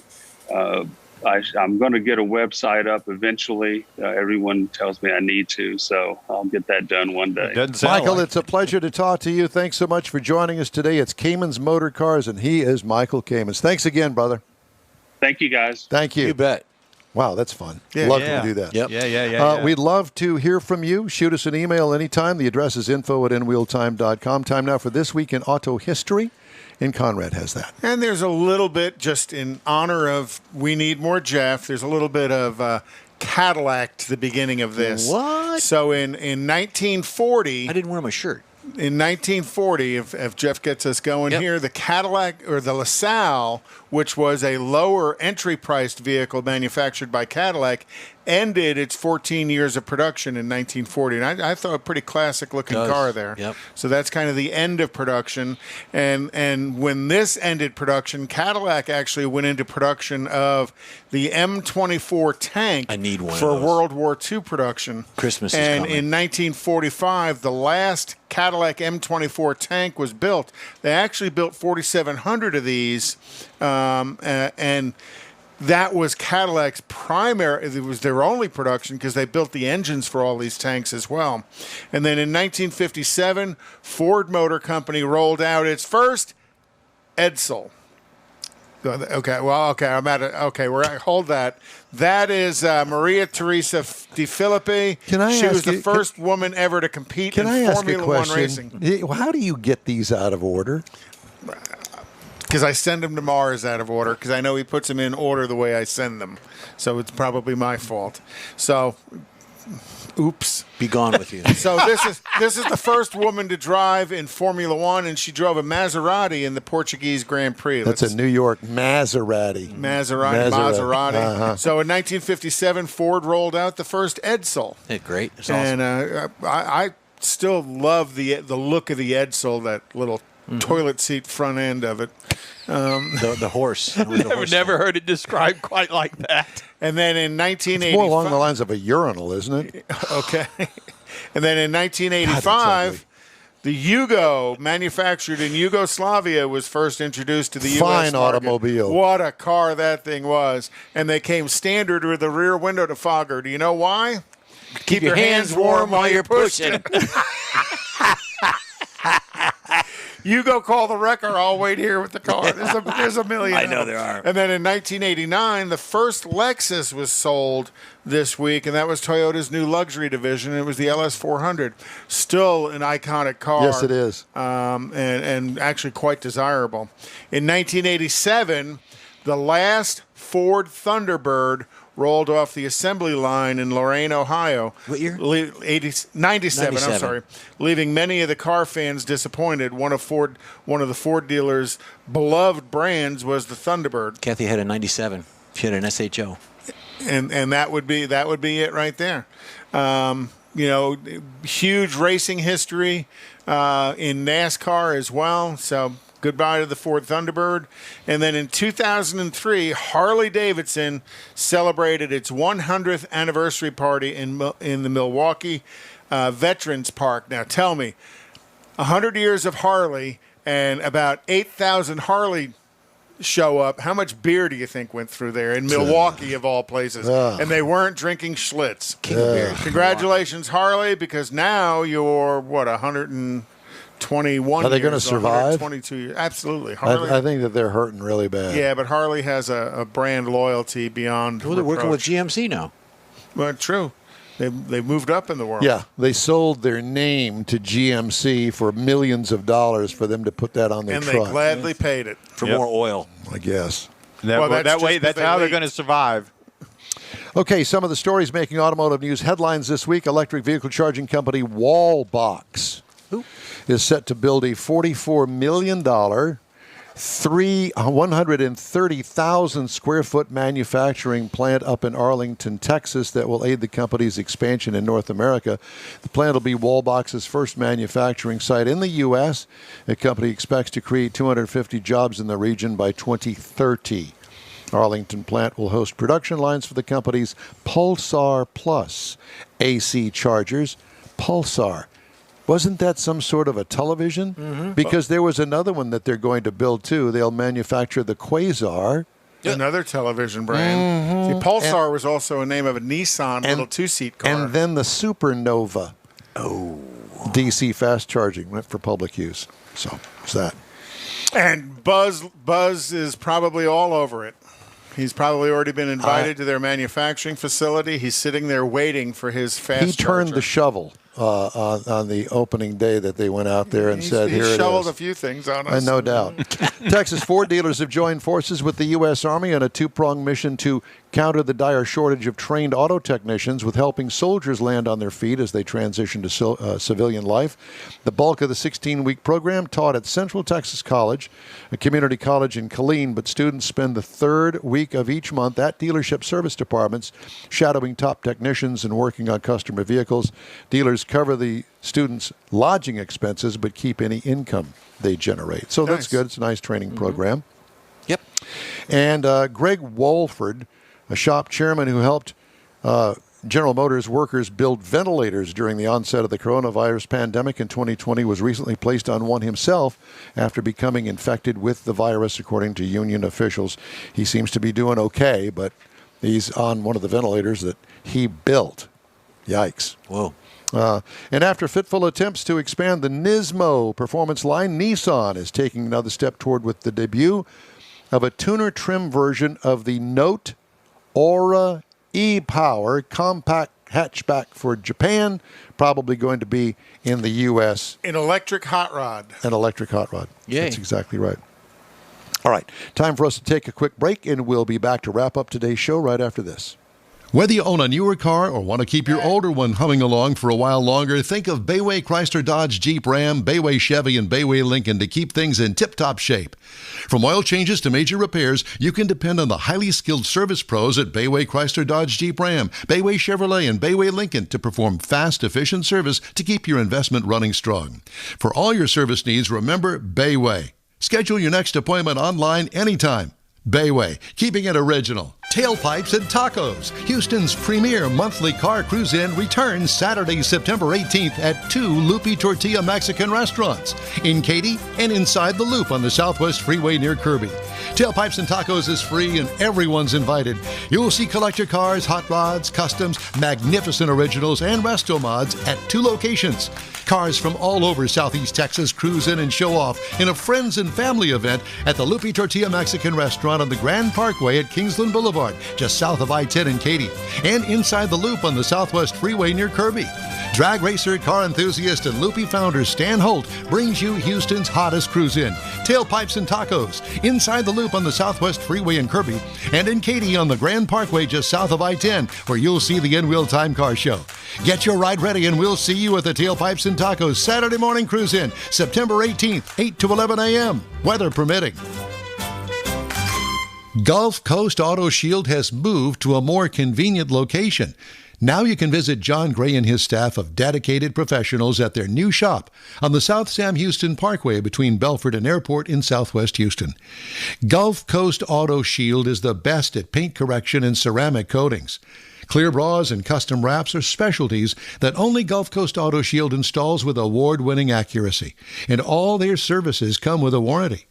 Lamborghini, Aston Martin, Porsche, and Ferrari owners depend on Gulf Coast Auto Shield for their specialty services, and you should too. The in-wheel time Corvette and Cutlass have both been massaged by Gulf Coast Auto Shield, so isn't it time your vehicle visit their new shop in Southwest Houston? Call John Gray today at 832-930-5655 or visit online at gcautoshield.com. That's gcautoshield.com.